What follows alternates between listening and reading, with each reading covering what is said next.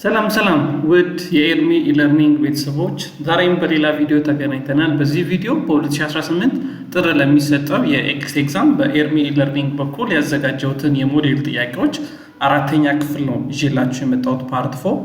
ባለፉት ፓርት 1፣ ፓርት 2 እና ፓርት 3 50 ጥያቄዎች ሰርተናል። በዚህ ቻፕተር 4 ፓርት 4 ደግሞ ሌሎች 50 ጥያቄዎችን አብረን የምንሰራ ይሆናል ማለት ነው። ለዚህ ቻናል አዲስ የሆናችሁ ቤተሰቦች ሰብስክራይብ በማድረግ የደወል ምልክቷን በመጫን ቤተሰብ መሆን ትችላላችሁ። እንዲሁም ሰኔም ጥር ላይም ለሚሰጠው የሞጫ ፈተና የአካልም የኦንላይንም ቲዩቶሪያል የምትፈልጉ ቤተሰቦች እዚህ ጋር በምታዩት ስልክ ቁጥርና አድራሻ በመደወል መመዝገብ የስልጠናችን ተካፋይ መሆን ትችላላችሁ። እንዲሁም በብሉ ፕሪንቱ መሰረት የተዘጋጁ የኤክስት ኤግዛም ማቴሪያሎች ጥያቄዎችና ቪዲዮዎችን ማግኘት የምትፈልጉ ቤተሰቦች በስልክ ቁጥራችን በመደወል ማቴሪያሎችን ማግኘት የምትችሉ ይሆናል። ኦኬ እንጀምር። ጥያቄ ቁጥር 150 The firm has a total value of 1 million, total asset value 1 million ቢሆን total debt value ደግሞ 400,000 ብር ቢሆን and if after tax cost of debt ደግሞ 12 million ቢሆን እና cost of equity 15% ቢሆን ዋኩ ስንት ይሆናል? ወይም weighted average cost of capital ስንት ይሆናል? So weighted average cost of capital ማለት a minimum required rate of return ነው that the firm must earn from its investment ማለት ድርጅቱ ከተለያየ ሶርስ ከብድር ከኢኩዊቲ ወስዶ ኢንቨስት ካደረገው ገንዘብ ሚኒመም ማግኘት ያለበት required rate of return ነው in order to cover it is cost of capital ማለት cost of debt ለመክፈል cost of equity ለመክፈል ከጠቅላላ ኢንቨስትመንቱ ሚኒመም ጀነሬት ማድረግ ያለበት rate of return ነው weighted average cost of capital የምንለው። so weighted average cost of capital ለማግኘት weight of debt multiplied by cost of debt ነው የምናደርገው weight of plus weight of equity multiplied by cost of equity ነው የምናደርገው ማለት። ኦኬ ስለዚህ ምን እናደርጋለን? just like this weighted average cost of capital ማለት cost of debt multiplied by weight of debt ነው plus cost of equity multiplied by weight of equity ነው የምናደርገው። ኦኬ ኔክስት weight of debt ታዲያ እንዴት ነው የምናገኘው? weight of equity ማለት እንዴት ነው የምናገኘው? weight of debt ማለት ከጠቅላላ አሴት ውስጥ ምን ያክል ፖርሽኑ በብድር የተያዘ ነው። ከጠቅላላ አሴት ውስጥ ምን ያክል ፖርሽኑ በብድር የተያዘ ነው። ስለዚህ ከ1 ሚሊዮን ውስጥ 400,000 በብድር ነው አይደለ? ስለዚህ 400,000 ሲካፈል ለ1 ሚሊዮን ስናደርግ 40% ይሆናል which means ከጠቅላላ አሴት ቫልዩ ውስጥ weight of debt 40% ነው። ስለዚህ weight of equity ስንት ፐርሰንት ነው ማለት ነው? 60% ነው ማለት ነው። አሴቱ 60% በኢኩዊቲ ነው ፋይናንስ የተደረገው፣ 40% ደግሞ በብድር ነው ፋይናንስ የተደረገው ማለት ነው። ስለዚህ ምን እናርጋው? ኮስት ኦፍ ዴፕቱ 12% ተብለናል። በዌይት ኦፍ ዴፕት እናባዛው ፕላስ weight of equity 15% ነው multiplied by weight of equity ደግሞ 60% ነው። ስለዚህ 13.8% ሆነ። the answer will be B ይሆናል። 13.8% ግን ምን ማለት ነው? ይህ ድርጅት ከዚህ አሴት የ1 ሚሊዮን ብር አሴት አለው። 60% በኢኩዊቲ የመጣ 40% በብድር የመጣ ከዚህ አሴት ሚኒመም ኮስቱን ከቨር ለማድረግ 13.8% ሚኒመም required rate of return ይጠበቅበታል ማለት ነው። so the answer will be B ማለት ነው። Okay, next, using a capital asset pricing model, calculate cost of equity if the risk-free rate is 10% and the market risk premium is 18% and the company's beta 1.25 ቢሆን ቤታ 1.25 ቤታ ማለት it can represent that systematic risk ዳል systematic risk ነው የኢንቨስትመንታችንን ቮላቲሊቲ ሜዠር የሚያደርግ ስታቲስቲካል ሜዠርመንት ነው።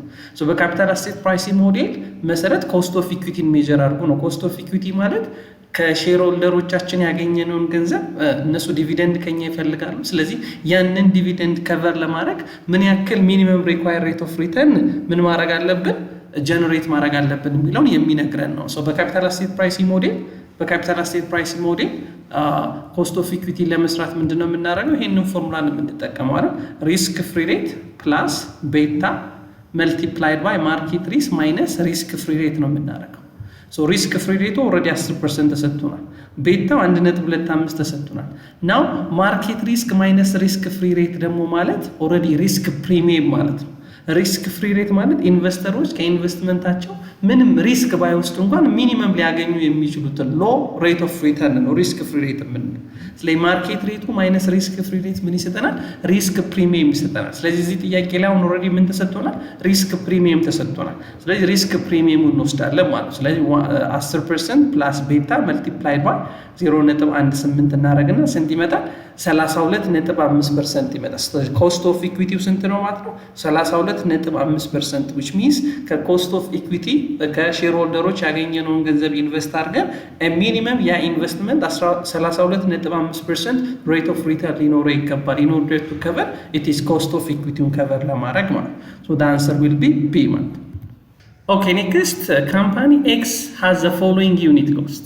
Direct materials 10 ቢሆን ዳይሬክት ሌበር ዩኒት ኮስቱ ደግሞ 5 ቢሆን ቫሪያብል ኦቨርሄድ ኮስቱ ደግሞ 3 ቢሆን ፊክስድ ኦቨርሄድ ደግሞ ቶታሉ 50,000 ቢሆን እና የተመረተው ዩኒት ደግሞ 10,000 ቢሆን what is unit product cost under absorption costing ነው። በአብዞርቤሽን ኮስቲንግ መሰረት ዩኒት ኮስት ኦፍ ፕሮዳክት እንፈልጉ ነው። ይህንን ጥያቄ ለመመለስ ሁለት ነገሮች ሪማይንድ ማድረግ ያስፈልጋል። አብዞርቤሽን ኮስቲንግ እና ቫሪያብል ኮስቲንግ የሚባሉ ዩኒት ኮስት ዲተርማይን ስናደርግ የምንጠቀምባቸው ኮስት ሜቶዶች አሉ።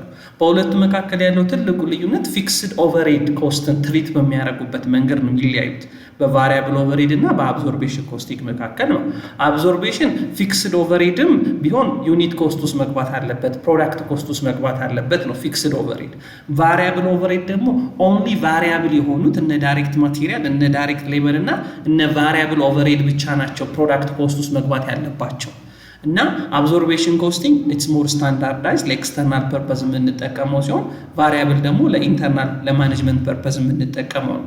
ስለዚህ እኛውን የተጠየቅነው በአብዞርቤሽን ኮስቲንግ ስለሆነ ዳይሬክት ማቴሪያልን እንወስዳለን 10 ብር ሲደመር ዳይሬክት ሌበር 5 ብር ሲደመር ቫሪያብል ኦቨርሄድ 3 ብር ከዛ ሲደመር ዩኒት ፊክስድ ኮስት መፈለጋለሁ ዩኒት ቫሪያብል ኦቨርሄድ ኮስት መፈለጋለሁ ዩኒት ፊክስድ ኦቨርሄድ ኮስቱን ዲተርማይን ለማድረግ 50,000 ሲካፈል ለተመረተው ዩኒት ለ10,000 ስናደርግ 5 ብር ይመጣል ማለት ነው።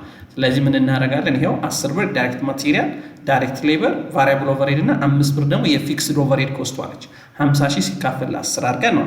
ነገር ግን ይሄንን ጥያቄ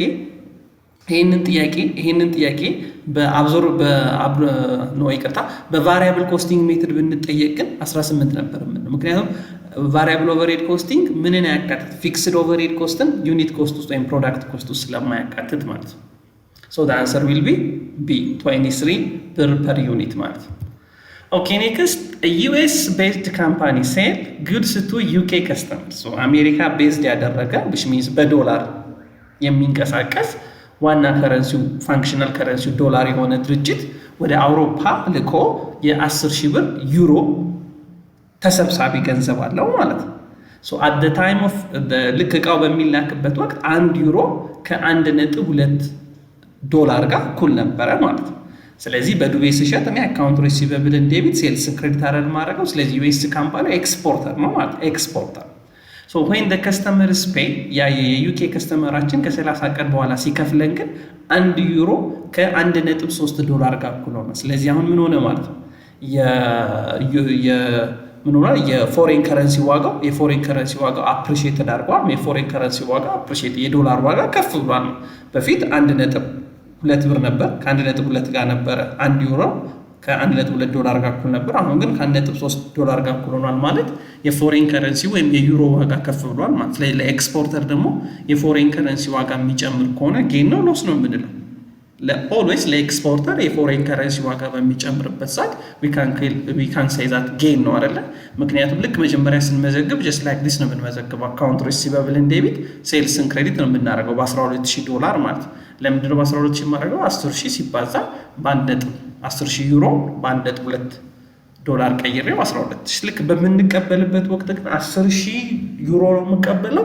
የምመነዝረው ግን አንዱን በ1 ብር ከ30 ነው። ስለዚህ ወደ 13,000 ዶላር ይቀየርልኛል ማለት ነው። ሶ ፎሬን ከረንሲ ጌኒ ወይም ፎሬን ኤክስቼንጅ ጌኒ ስንት ሆነ? 1,000 ዶላር ጌን አግኝቻለሁ ማለት ነው። ሶ በኤክስፖርተሩ ሳይድ ስለሆነ ነው 1,000 ብር ጌን ያለው። በኢምፖርተሩ ዩኬ ባለው በኢምፖርተሩ በኩል ደግሞ በፐርቼዘሩ በኩል ብናየው ግን ኖረው ሎስ ይሆን ነበረ ማለት ነው። ኦኬ ኔክስት ኦን ዘ ባንክ ስቴትመንት why is deposit often called a credit? when a bank statement ባንክ በምናስገባበት ወቅት ባንክ ገንዘብ በምናስገባበት ወቅት ለምንድን ነው ክሬዲት ብያለ ቴክስት የሚልክልን? why a deposit often called a credit? ባንክ ስቴትመንቱ ላይ ወደ ባንክ የገቡ ነገሮችን ሁሉ ክሬዲት ያደርጋል። ባንክ ስቴትመንት አስወጥተን ስናይ ማለት ነው። ከባንክ የወጡትን ነገሮች ደግሞ ዴቢት ይላል። ወደ ባንክ ገንዘብ ስታስገቡ your account is credited ይላል። ልክ ከባንክ ስታወጡ ደግሞ your account is debited ይላል። ለምንድን ነው why deposit often called the credit? ለምንድን ነው ገንዘብ ስናስገባ your account is credited እያለ በባንክ ስቴትመንቱም ላይ ወደ ባንክ የገቡትን ነገሮች በክሬዲት የሚያሳየን ለምንድን ነው? ቤዚካሊ መልሱ ምንድን ነው የሚሆነው?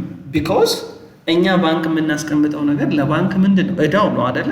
ስለዚህ ሊያቢሊቲ ኖርማል ሳይድ ባላንሱ ምንድን ነው? ክሬዲት አይደለ?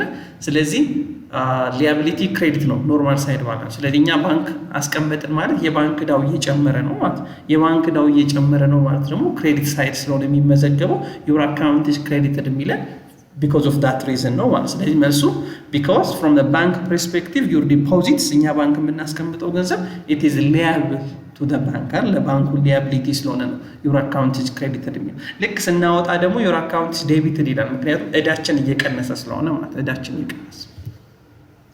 Okay, next, the production department has 2000 units ending working progress. አምራች ድርጅት ነው። ስለዚህ በአመቱ መጨረሻ ending working progress ያላለቁ 2000 ፕሮዳክቶች አሉት። እነዚህ ያላለቁ ending working progress ግን they are 100% completed for a material በማቴሪያል ደረጃ 100% አልቋል። which means ተጨማሪ ማቴሪያል አይፈልጉም ማለት ነው። ነገር ግን በኮንቨርዥን ኮስት ደረጃ ማለትም በኮንቨርዥን ኮስት ደረጃ ማለት በዳይሬክት ማቴሪያል እና በማኒፋክቸሪንግ ኦቨርሄድ ደረጃ ግን ያለቁት ስንት ፐርሰንት ነው? 40% ነው። ስለዚህ ቀሪ 60% ስራ ይቀራቸዋል ማለት። ለዚህ ነው ኢንዲንግ ወርክ ኢን ፕሮግረስ የተባሉት። so during that means 8000 ዩኒት ነው የጀመርነው። 8000 ዩኒት ኮምፕሊትድ ትራንስፈር ነው። 2000 አላለቀም። ነገር ግን 8000 it's already completed and transferred. So using the weighted average method, what are the equivalent unit for conversion? Equivalent unitun ፈልጉ ነው ይባላል። ይሄንን ለማድረግ ምንድነው የምናደርገው? ኦኬ weighted average method ማለት ባለፈው የተጀመረውና አዲስ የተጀመረውን አንድ ላይ አድርገን የምንሰራ ከሆነ ነው። FIFO ማለት ደግሞ መጀመሪያ የአምናው ኢንዲንግ ወርክ ኢን ፕሮግረስ ወይም ያለፈው ወር ኢንዲንግ ወርክ ኢን ፕሮግረስ ሳያልቅ አዲስ ዩኒት ስታርት አድርገን መሸጥ አንችልም። FIFO ፈርስት ኢን ፈርስት አውት ማለት። ዌይትድ አቨሬጅ ግን ከሆነ ከዚህ በፊት የተጀመረው አዲስ የተጀመረው አንድ ላይ ተጀምሮ ኮምፕሊትድ ሆኖ ሊወጣ ይችላል ማለት ሊወጣ ይችላል። ሶ አይ ካን እንደዚህ አድርጌ እሰራዋለሁ። ቢጊኒንግ ዩኒቱ 0 ነው። ምንም አይነት ቢጊኒንግ ወርክ ኢን ፕሮግረስ ካለፈው ፔሪድ የመጣ የለኝም። ዩኒት ስታርትድ ኤንድ ኮምፕሊትድ ኦልሬዲ 8000 ዩኒትስ ኮምፕሊትድ ሆኗል። 8000 ዩኒት ሌትስ ሴይ ዩኒት ስታርትዱ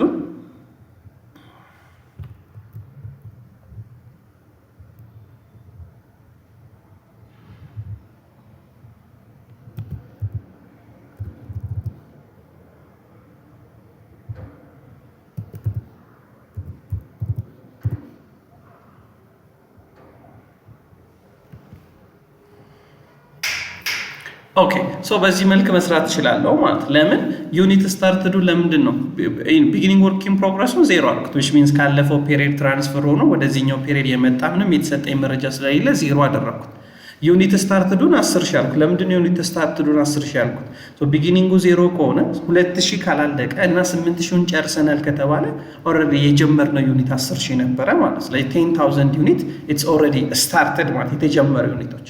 ከዚህ ውስጥ 8000 ዩኒቶች ኢትስ ኦልሬዲ ኮምፕሊትድ። ከዚህ ውስጥ 8000 ዩኒቶች ኦልሬዲ ምን ብለዋል? አልቀዋል። ከዚህ ውስጥ 8000 ዩኒቶች ኢትስ ኦልሬዲ ኮምፕሊትድ ሆኗል ማለት በዳይሬክት ማቴሪያል በኮንቨርጅን ኮስት ደረጃ ምንም ተጨማሪ ነገር አይፈልጉም። ስለዚህ 8000 ዩኒትስ ፉሊ ኮምፕሊትድ አንደር ዳይሬክት ማቴሪያል አንደር ኮንቨርጅን ኮስት ማለት። ነገር ግን ኢንዲንግ ወርክ ኢን ፕሮግረስ ስንት አለን? 2000 አለን አይደል? እነዚህ ኢንዲንግ ወርክ ኢን ፕሮግረሶች በማቴሪያል ደረጃ ሙሉ ለሙሉ አልቀዋል ተብሏል። ስለዚህ ሙሉ ለሙሉ አልቀዋል ማለት 2000 በማቴሪያል ደረጃ አልቀዋል ፉሊ ኮምፕሊትድ አንደር ዳይሬክት ማቴሪያልስ but on the converging cost ደረጃ ግን 40% ብቻ ነው ያለቀው። which means የ 2000 ስንት ፐርሰንት? 40% ማለት ስንት ነው? 800 ዩኒት ነው ማለት። ሶ በዳይሬክት ማቴሪያል ደረጃ ኦልሬዲ 10000 አልቋል ማለት ነው። በኮንቨርጂንግ ኮስት ደረጃ ግን ያለቀው ስንቱ ብቻ ነው ማለት ነው? 8800 ዩኒት ብቻ ነው ማለት ነው። ሶ የተጠየቅነው ምን ነበር? የተጠየቅነው using weighted average cost of meter what are the equivalent unit for conversions ይላል። በኮንቨርጂንግ ኮስት ደረጃ ያለቁ የዩኒት ብዛቶች ስንት ነው? ሶ 8800 ያለበት ምክንያት ይሄ። በዳይሬክት ማቴሪያል ደረጃ ብንባል ግን we can call it 10000 ብለን ልናልፍ እንችል ነበር ማለት ነው። so the answer will be B ይሆናል ማለት ነው። ኦኬ ኔክስት which financial statement provide a snapshot of the company's financial position at a specific point in time. የትኛው financial statement ነው? at a specific point of time የድርጅቱን financial ፖዚሽኑን የሚያሳየው ስናፕሾት ማለት በዛች ቅጽበት በዛች ኢንዲንግ ፔሪድ ላይ ያለውን ጠቅላላ ፋይናንሻል ፖዚሽኑን ሰመሪ አድርጎ የሚያሳየው የቱ ነው?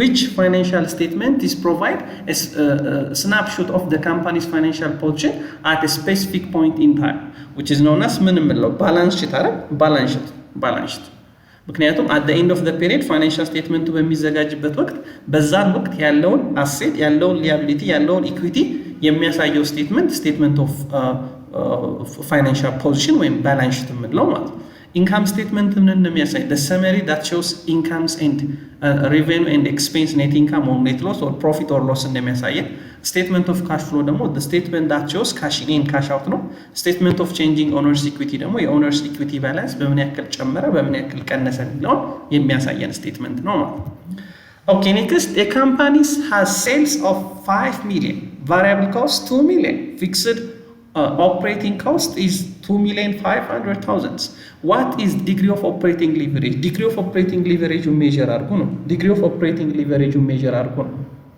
so degree of operating leverage ማለት it measures the extent የድርጅቱ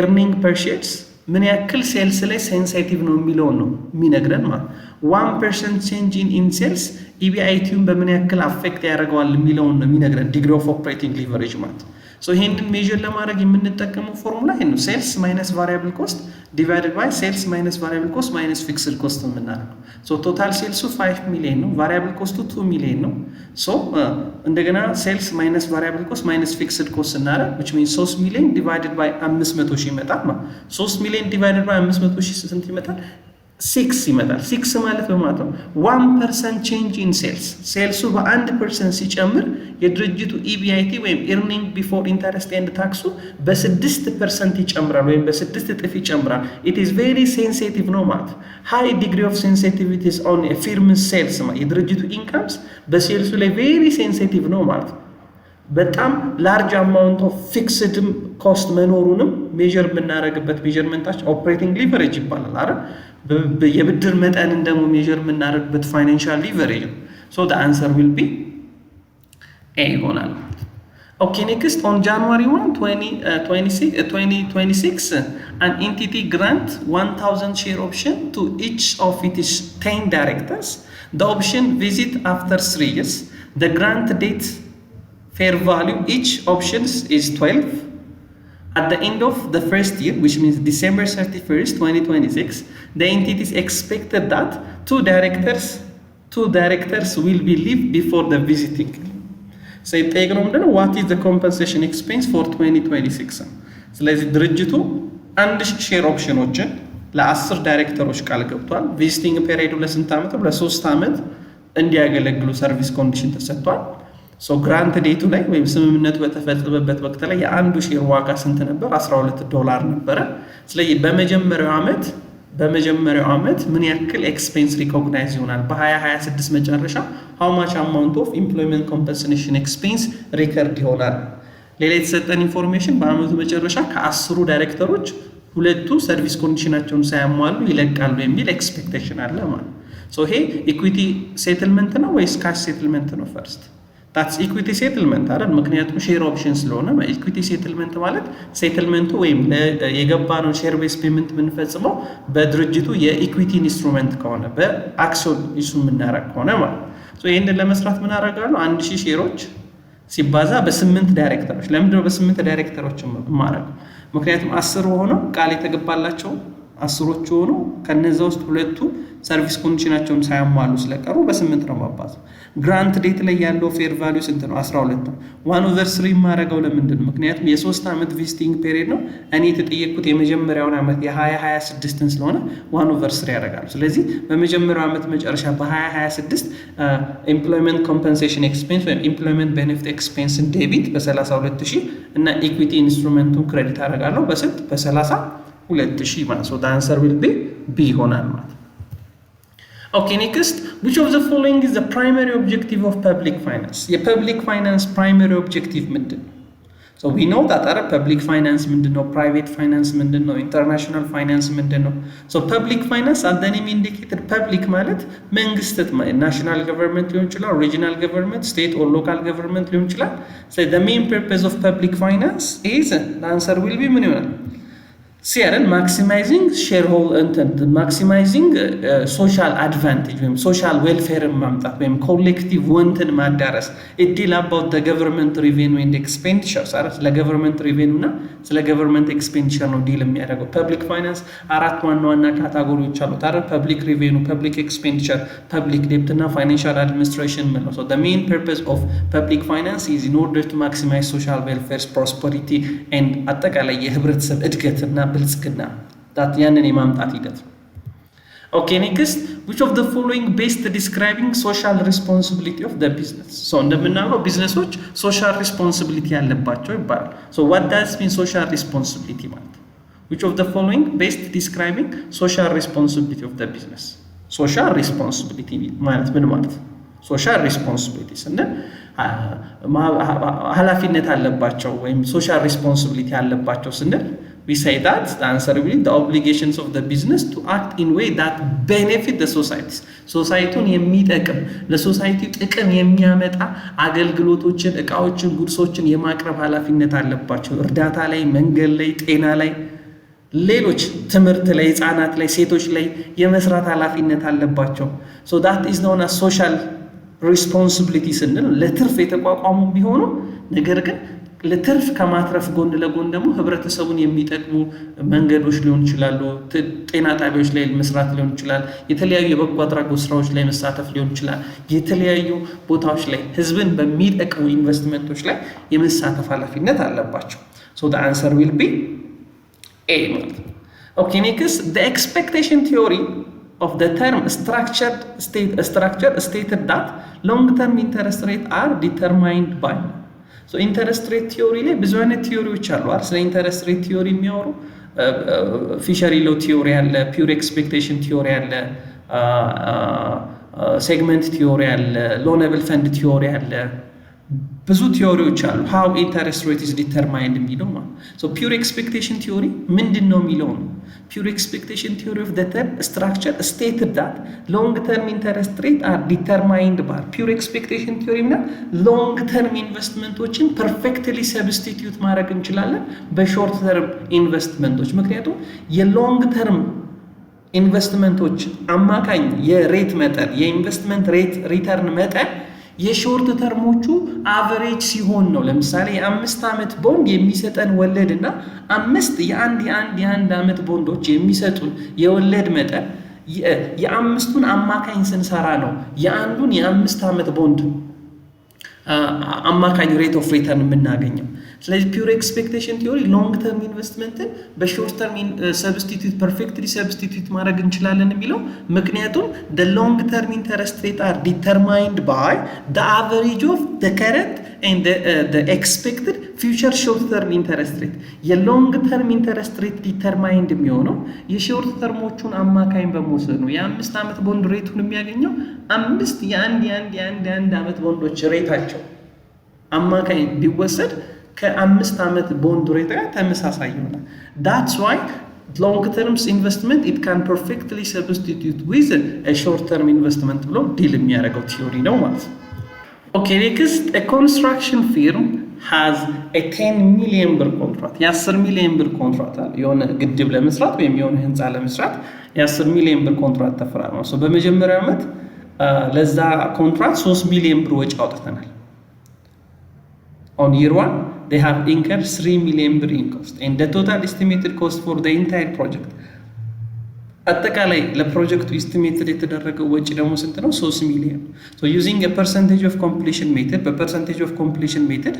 በመጀመሪያው ዓመት how much revenue should be recognized for the year 1 በመጀመሪያው ዓመት ይህ ካምፓኒ ምን ያክል amount of revenue recognize ያደርጋል ነው ጥያቄ so percentage of completion method ማለት ነው ከተስማማ ነው ከ10 ሚሊዮን ብር ኮንትራክት ውስጥ revenue recognize የምናደርገው ስራው በተጠናቀቀበት ስራው completed በሆነበት ፐርሰንት ልክ 10% ስራው ካለቀ የተስማማ ነው ኮንትራት 10%ን በሪቬኒው ሪኮግናይዝ አደርጋለሁ 20% ካለቀ ደግሞ 20% ሪኮግናይዝ አደርጋለሁ ማለት። ነገር ግን አሁን ምን ያክል ፐርሰንት ኮምፕሊትድ ሆኗል የሚለውን ለማወቅ እስካሁን ያወጣነው ኮስት ሲካፈል ለኤስቲሜትድ ኢንታየር ወይም ለኤስቲሜትድ ቶታል ኮስቱ ነው የምናደርገው ማለት። ስለዚህ 3 ሚሊዮን ሲካፈል ለ8 ሚሊዮን አደርጋለሁ። እስካሁን ለህንፃው የወጣው ወጪ ሲካፈል ለጠቅላላ ለህንፃው እናወጣዋለን ብለን ላሰብነው ወጪ ማለት ነው። ምን እናደርጋለን? ይኸው 3 ሚሊዮን ሲካፈል ለ8 ሚሊዮን ሳረግ ስራው ስንት ፐርሰንት አልቋል ማለት ነው? 37.5% አልቋል። ስራው 37.5% አልቋል ማለት በዚህ ዓመት እኔ ሪኮግናይዝ የማደርገው ከቶታል ከተስማማውበት ኮንትራት ላይ 37.5%ን ማለትም 3 ሚሊዮን 750 ሺህ ብሩን ነው አስ ሪቬኒው ሪኮግናይዝ የማደርገው አንደር ፐርሰንቴጅ ኦፍ ኮምፕሊሽን ኮንትራክት ሜተድ ማለት ነው። ኦኬ ኔክስት what is a contingent liability that is usually disclosed in the note rather than recognized on the balance sheet? So contingent liability ማለት ነው። so contingent liability financial statement ላይ recognize አይሆንም ማለት ይልቅ ምን እናደርገዋለን? ዲስክሎዝ እናደርገው on the foot of financial statement ማብራሪያ እንሰጥበታለን ወይም ዲስክሎዝ ኖት እናደርጋለን እንጂ contingent liability financial statement ላይ recognize አናደርግ። ስለዚህ ከተዘረዘሩት ውስጥ የትኛው ነው contingent liability ሊሆን የሚችለው ነው ጥያቄ። contingent liability ማለት the amount of liability አማውንቱም ታይሙም የማይታወቅ አንሰርቴን የሆነ liability ማለት እና የመሆን እድሉ ደግሞ ፕሮባብል ሳይሆን ፖሲብል ብቻ ይሆን የመሆን እድሉ ከ50% በታች ሆነ እና አማውንቱንም ሪሊያብሊ ኤስቲሜት ማድረግ የማንችለው ከሆነ that's contingent እንለዋለን። but probable ከሆነና አማውንቱ ሪሊያብሊ ኤስቲሜት የሚሆን ግን ከሆነ ፕሮቪዥን ደግሞ ከሆነ ፋይናንሻል ስቴትመንት ላይ ሪኮግናይዝ ነው። ስለዚህ ከተዘረዘሩት ውስጥ ኮንቲንጀንት ሊያቢሊቲ የሆነው የቱ ነው? ኮንቲንጀንት ሊያቢሊቲ የሆነው the answer will be B አይደል? a potential obligation which has pending lawsuit ከፍርድ ቤት ጋር የተያዘ ጉዳይ አለብን እና ምን እንደሚሆን አላወቅም which is the outcome is not yet certain አማውንቱን ማናውቅም ታይሙንም ማናውቅም ፕሮባብልም አይደለም እንደገና ደግሞ ኤስቲሜትም ማድረግ ስላልቻለ ከተዘረዘሩት ውስጥ ለምሳሌ A loans that has already been fully repaid he already የተበደርነው ብድር ልንከፍል የተዘጋጀ ነው it's already liability ነው it is not contingent liability tax that has defined on the government next month ለቀጣዩ የሚከፈል የመንግስት ታክስ ይሄም already liability ነው current liability it is not contingent salary that employees have already earned but not yet paid ሰራተኞች ሰርተው ነገር ግን ያልተከፈላቸው it is current liability ነው salary pay ብለን የምንይዘው ማለት ነው already liability ነው እንጂ contingent አይደለም እነዚህ A C እና D they are liability they should be recognized on the financial statement so the answer will be B ይሆናል okay next in sales or process further decision how should previously incurred joint cost be treated so the sales or process further decision ላይ ከምን እዚህ ላይ ስፕሊት ፖይንት ላይ ከመድረሳቸው በፊት የወጣው ጆይንት ኮስት እንዴት ነው ትሪት የሚደረገው ነው ለምሳሌ በሳይመንታኒየስ ፕሮዳክሽን ፕሮሰስ በተመሳሳይ ፕሮዳክሽን ፕሮሰስ የሆነ ዕቃ እናመርትና ልክ የሆነች ቦታ ስፕሊት ፖይንት ላይ ፕሮዳክቶቹ በሚለያዩበት ወቅት ኦኬ አደ ስፕሊት ፖይንት እንሽጠው ቡናው ኦልሬዲ ታጥቦ ምናምን መጣ ልክ እዚህ ላይ ቆልተን ፈጭተን እንሽጠው ወይስ በጥሬው እንሽጠው ጥያቄ ሴል እናርገው ወይስ ፋርዘር ፕሮሰስ አድርገን እንሽጠው ለሚለው ውሳኔ እዚህ ስፕሊት ፖይንቱ ላይ ቡናውን ቆልተን ወይስ በጥሬው እንሽጠው ለሚለው ቦታ ከመድረሳችን በፊት ግን ቡናው ታጭዶ ታጥቦ ምናምን እስኪመጣ ድረስ ያወጣ ነው ወጪ ጆይንት ኮስት አለ ያንን ጆይንት ኮስት እንዴት ነው ትሪት የምናደርገው በሴል ኦር ፕሮሰስ ፋርዘር ዲሲዥን joint cost it is irrelevant for making decision on sales or processing sale እናርገው ፕሮሰስ እናርገው ለሚለው ውሳኔያችን ይሄ ከስፕሊት ፖይንቱ በፊት ያለው የጆይንት ኮስት it is irrelevant ነው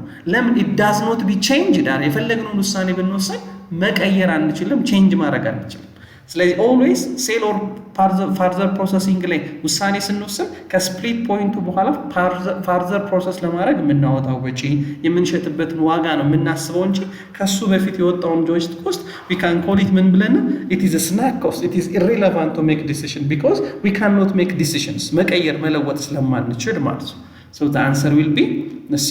ስለዚህ አክሰፕት መደረግ ያለበት ሴል እናድርገው ፕሮሰስ እናድርገው የሚለው ውሳኔ አክሰፕት መደረግ ያለበት የትኛው የተሻለ ገቢ ያመጣል ስፕሊት ፖይንት ላይ ብንሸጠው ይሻላል ወይስ ፋርዘር ፕሮሰስ አድርገን ብንሸጠው የተሻለ ገቢ የሚያመጣው ኮንሲደር በማድረግ ነው ማለት ነው።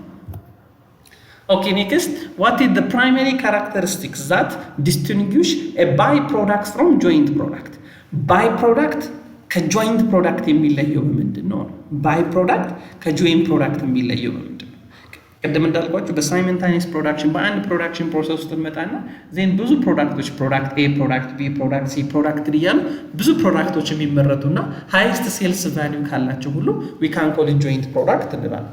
ነገር ግን ከሁሉም ፕሮዳክት ደግሞ ያነሰ ሎ ሴልስ ቫልዩ ያለው ማይነር ቫልዩ ያለው ትንሽ ቫልዩ ያለው የማይቀር ፕሮዳክት ነው። ለምሳሌ ነዳጅ በማውጣት ሂደት ውስጥ ኪሮሲን እናወጣለን፣ ናፍጣ እናወጣለን፣ የአውሮፕላን ነዳጅ ምናምን እናወጣለን።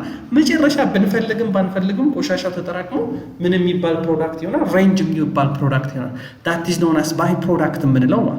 ሶ ባይ ፕሮዳክት ፕራይመሪ ከጆይንት ፕሮዳክቶች የሚለየው ምንድን ነው? ቢኮዝ ኦፍ ባይ ፕሮዳክት ሃቭ ሪላቲቭሊ ማይነር ሴልስ ቫልዩ ኮምፔር ቱ ሜን ፕሮዳክት። ሜን ፕሮዳክቶች ወይም ከጆይንት ፕሮዳክቶች ጋር ስናነጻጽረው ሎ ሴልስ ቫልዩ ብንሸጠውም ያን ያክል ዋጋ የማያወጣ ለመሸጥም ብዙ የሴልስ ቫልዩ ዝቅተኛ የሆነውን ፕሮዳክት ነው ተረፈ ምርት ወይም ባይ ፕሮዳክት ብለን የምንጠራው ማለት ነው። ሶ the answer will be A ይሆናል ማለት ነው። Okay, next, which of the following best describing the single rate cost allocation method? ሲንግል ሬት ኮስት አሎኬሽን ሜተድን ቤስትሊ ዲስክራይብ የሚያደርገው ስቴትመንት የቱ ነው? ሶ ሲንግል ሬት አሎኬሽን ሜተድ ይሄ ኮስት አሎኬሽን ላይ ስናይ የሰፖርቲንግ ዲፓርትመንት ኮስቶች ወደ ፕሮዳክሽን ዲፓርትመንት አሎኬትድ መሆን አለበት። ስለዚህ ኢፍ ዩ ሃቭ ዋን ሰፖርቲንግ ዲፓርትመንት አንድ ሰፖርቲንግ ዲፓርትመንት ብቻ ካለን እና ብዙ ፕሮዳክሽን ዲፓርትመንት ካለን ፕሮዳክሽን ዲፓርትመንት የምላቸው ሮ ማቴሪያል ፊኒሽድ ጉድ በማድረግ ቀጥተኛ ተሳትፎ ያላቸው ናቸው ፕሮዳክሽን ዲፓርትመንት የሚባሉ። ሰፖርቲንግ ዲፓርትመንት ደግሞ የሚባሉት እነዚህ ፕሮዳክሽን ዲፓርትመንቶች ስራና አገልግሎታቸውን እንዲፈጽሙ እርዳታ የሚሰጡ ዲፓርትመንቶች። ስለዚህ የሰፖርቲንግ ዲፓርትመንት ኮስቶችን ወደ ፕሮዳክሽን ዲፓርትመንት አሎኬት ማድረግ አለብን። ምክንያቱም የፕሮዳክት ኮስት ዲተርማይንድ የሚሆነው ፕሮዳክሽን ዲፓርትመንት ላይ ስለሆነ ማለት ነው። ስለዚህ if there is one supporting department አንድ ሰፖርቲንግ ዲፓርትመንት ብቻ ካለ የዛን የሰፖርቲንግ ዲፓርትመንት ኮስቱን ወደ ፕሮዳክሽን ዲፓርትመንት ለማስገባት ሁለት ሜቶዶች አሉ። ሲንግል ሬት ሜተድ እና ዱዋል ሬት ሜተድ የምንለው ማለት። ሲንግል ሬት ሜተድ የምንለው ቶታል ኮስቱ ቫሪያብሉን ፊክስዱን አግሪጌትድ አድርገው አንድ አሎኬሽን ሬት አንድ አሎኬሽን ቤዝ ተጠቅሞ በሲንግል ሬት የሰፖርቲንግ ዲፓርትመንቱን ኮስት ወደ ፕሮዳክሽን ዲፓርትመንት የሚያስገባ ከሆነ ነው።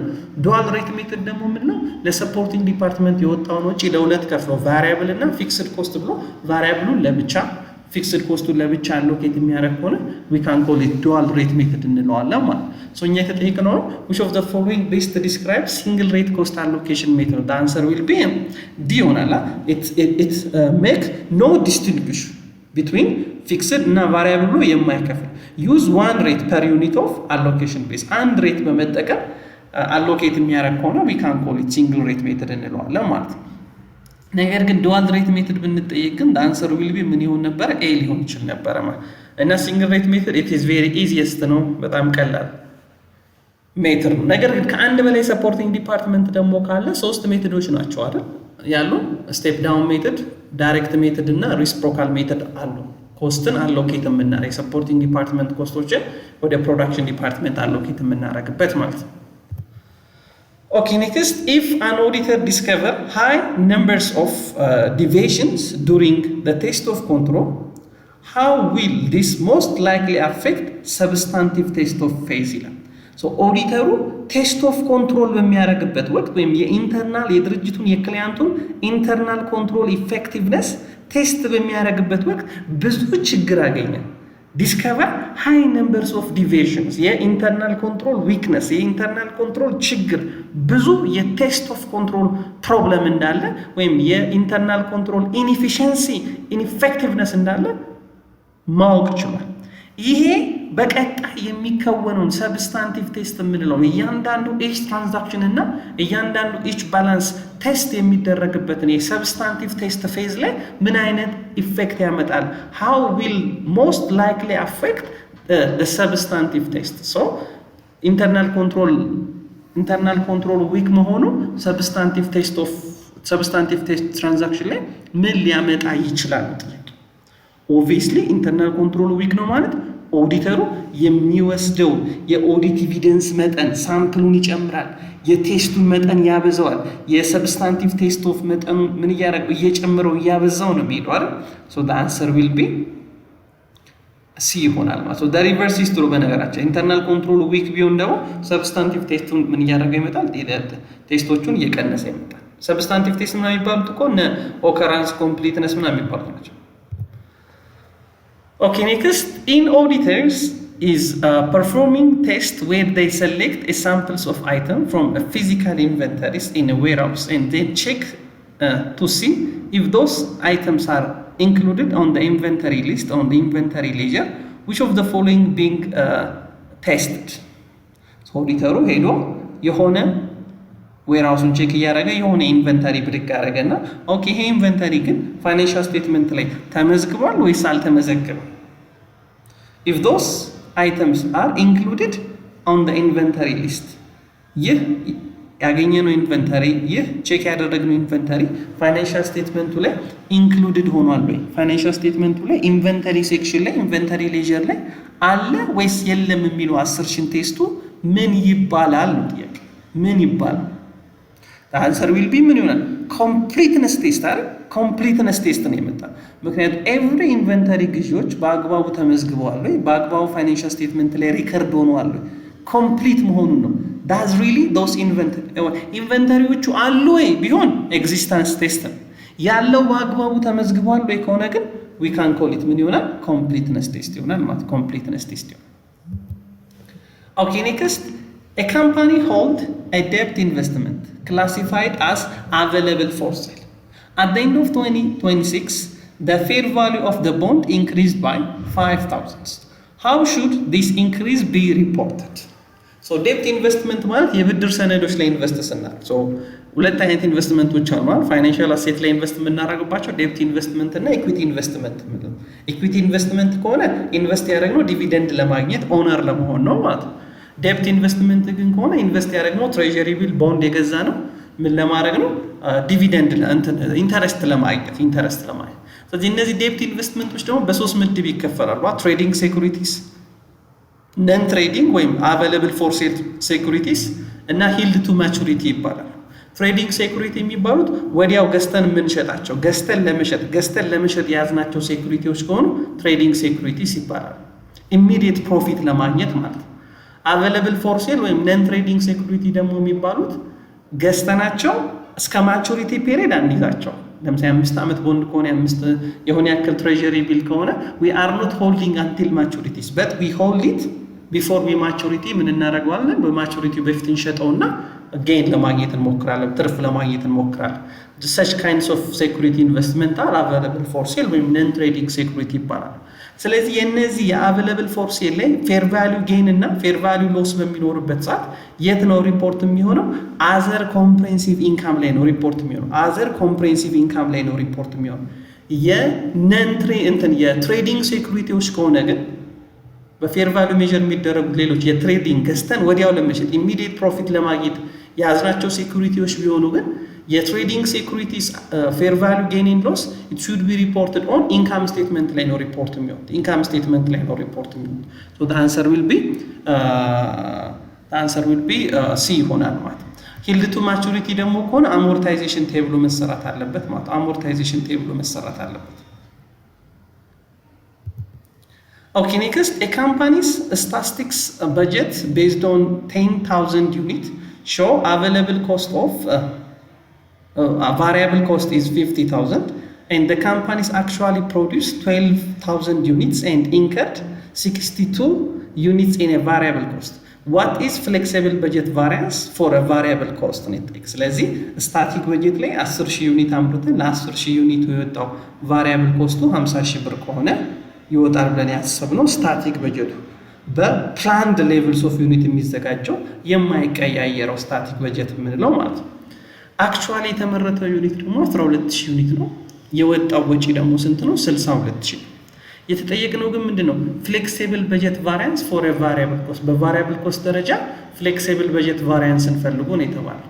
ሶ ፍሌክሲብል በጀት ቫሪያንስ ማለት የሁለት ነገሮች ድምር ነው። የፍሌክሲብል በጀቱና የአክቹዋሉ ልዩነት የአክቹዋሉና የፍሌክሲብል በጀቱ ልዩነት ነው ማለት ነው። ሶ በቫሪያብል ኮስት ደረጃ ፍሌክሲብል በጀት ቫሪያንስ ፈልጉ ከተባለ አክቹዋል ቫሪያብል ኮስት እና ፍሌክሲብል በጀት ቫሪያብል ኮስቱን ነው የምናነጻጽረው ማለት። ሶ አክቹዋል ቫሪያብል ኮስት ኢትስ ኦልሬዲ ጊቭን አይደል 62000 ብር ተሰጥቷል።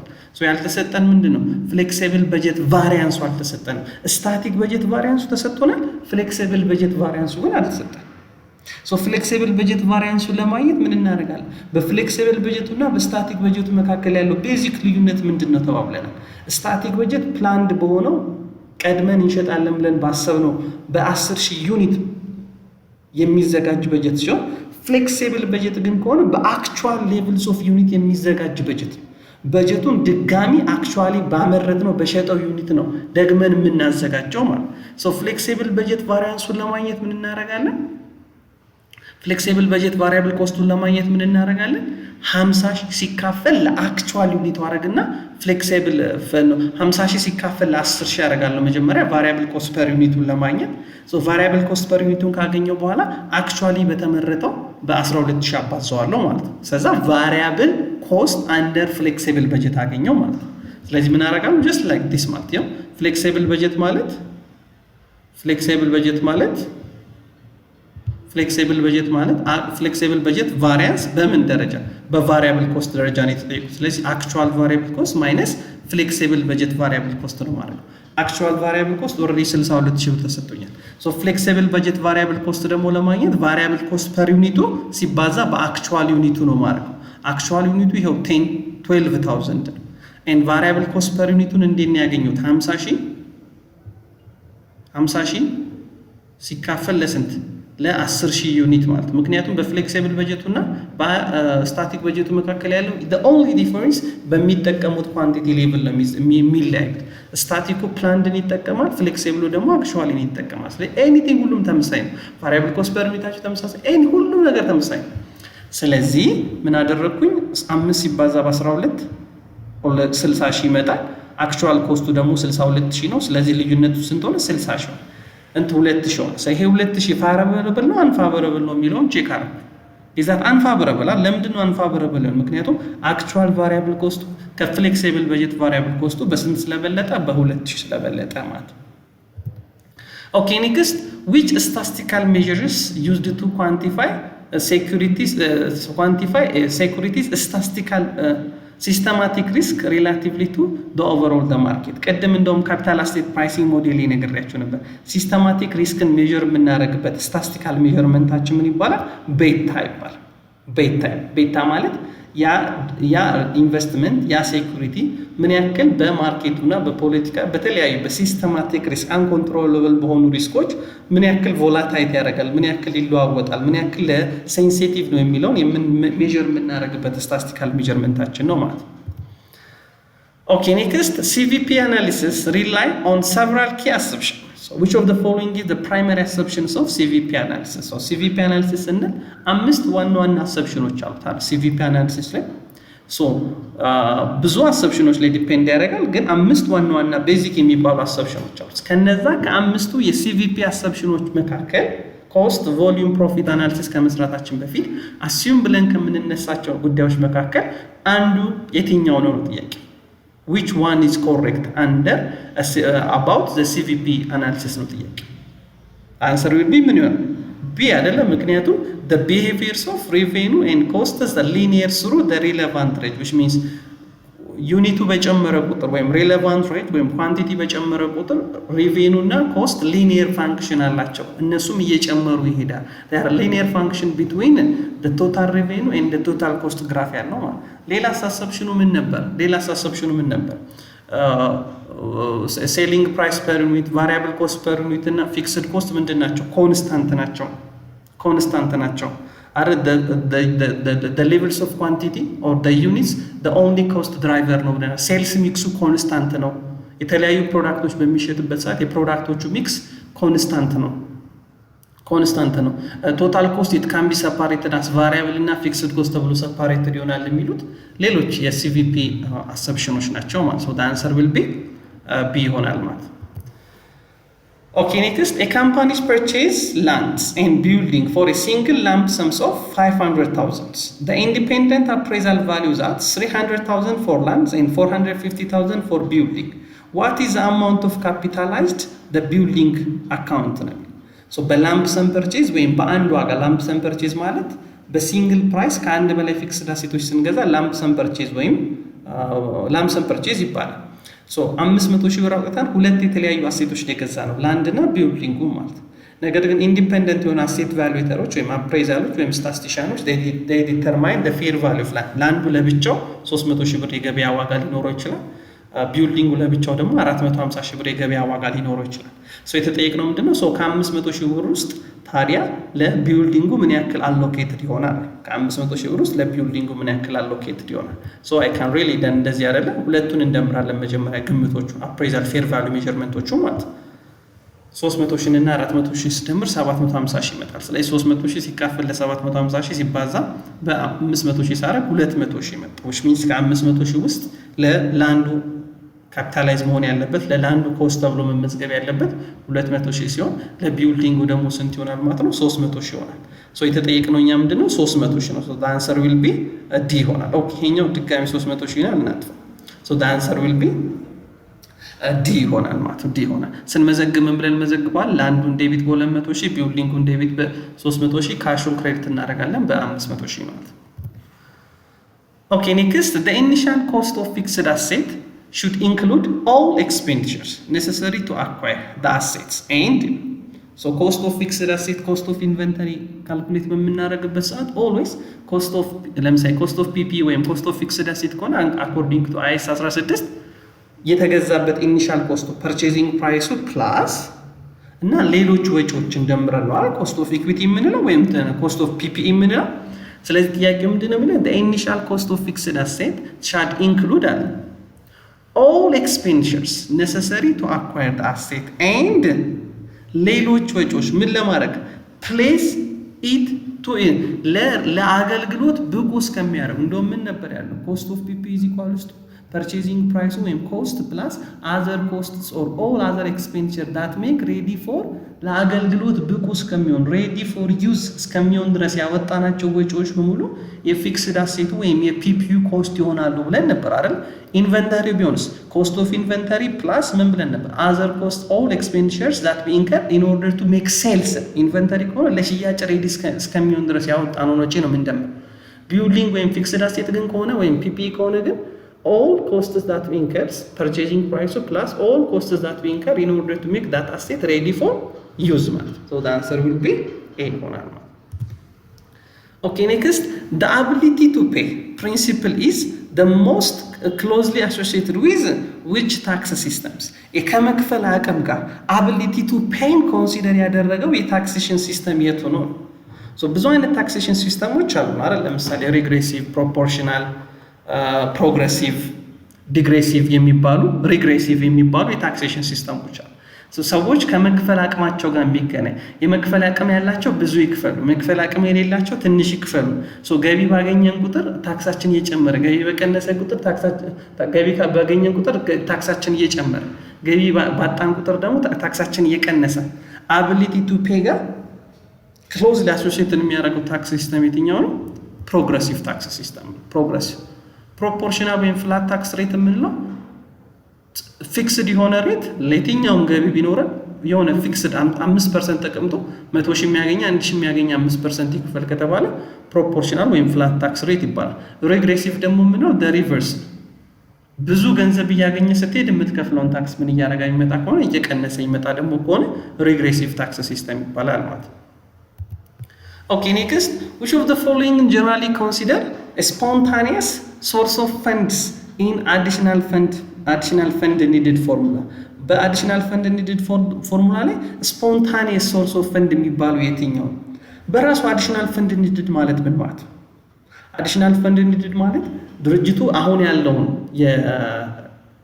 የኔት ፕሮፊት ማርጂኑ አሁን ያለውን ዲቪደንድ ፔይ አውት ሬሽዮ ዲቪደንድ የሚከፍልበትን ሬሽዮ አስጠብቆ ሴልሱን ግሮዝ ማድረግ ከፈለገ በ10 በ20 በ30% ሴልሱን ግሮዝ ማድረግ ከፈለገ ይሄንን የሴልስ ግሮዝ መጠን ይሄንን የሴልስ እድገት መጠን ሳቲስፋይ ለማድረግ አሁን ባለው ኔት ፕሮፊት መርጅን አሁን ባለው ዲቪደንድ ፔአውት ሬሽዮ ምን ያክል አዲሽናል ፈንድ ያስፈልጋል ምን ያክል አዲሽናል ገንዘብ ያስፈልጋል የሚለውን የምንለካበት ነው አዲሽናል ፈንድ ኒድድ ማለት ነው።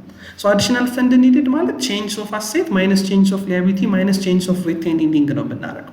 So which of the የተጠየቅነው ምንድነው which of the following is generally considered spontaneous ማለት which one is a current liability ማለት በነገራችን spontaneous source of fund ማለት current liability so the answer will be B ይሆናል። ለምንድን ነው change of asset minus change of liability ያለው የምናደርገው? እንደውም change of liability ስናደርግ always ምንድነው የምናደርገው ከረንት የሆኑትን ሊያቢሊቲዎች በስፖንታኒየስ ሊያቢሊቲ የሚባለው ለምሳሌ በአካውንት ፔብል ቃመዱ ቤል ልናገኝ እንችላለን። ሌሎች ኢንተረስት ፔብል ሊሆን ይችላል፣ ሰለሪ ፔብል ሊሆን ይችላል። ከግብይት ጋር በተገናኘ ሊፈጠሩ የሚችሉ ከረንት ሊያቢሊቲዎች we can call it spontaneous source of fund እንላቸዋለን ማለት ነው።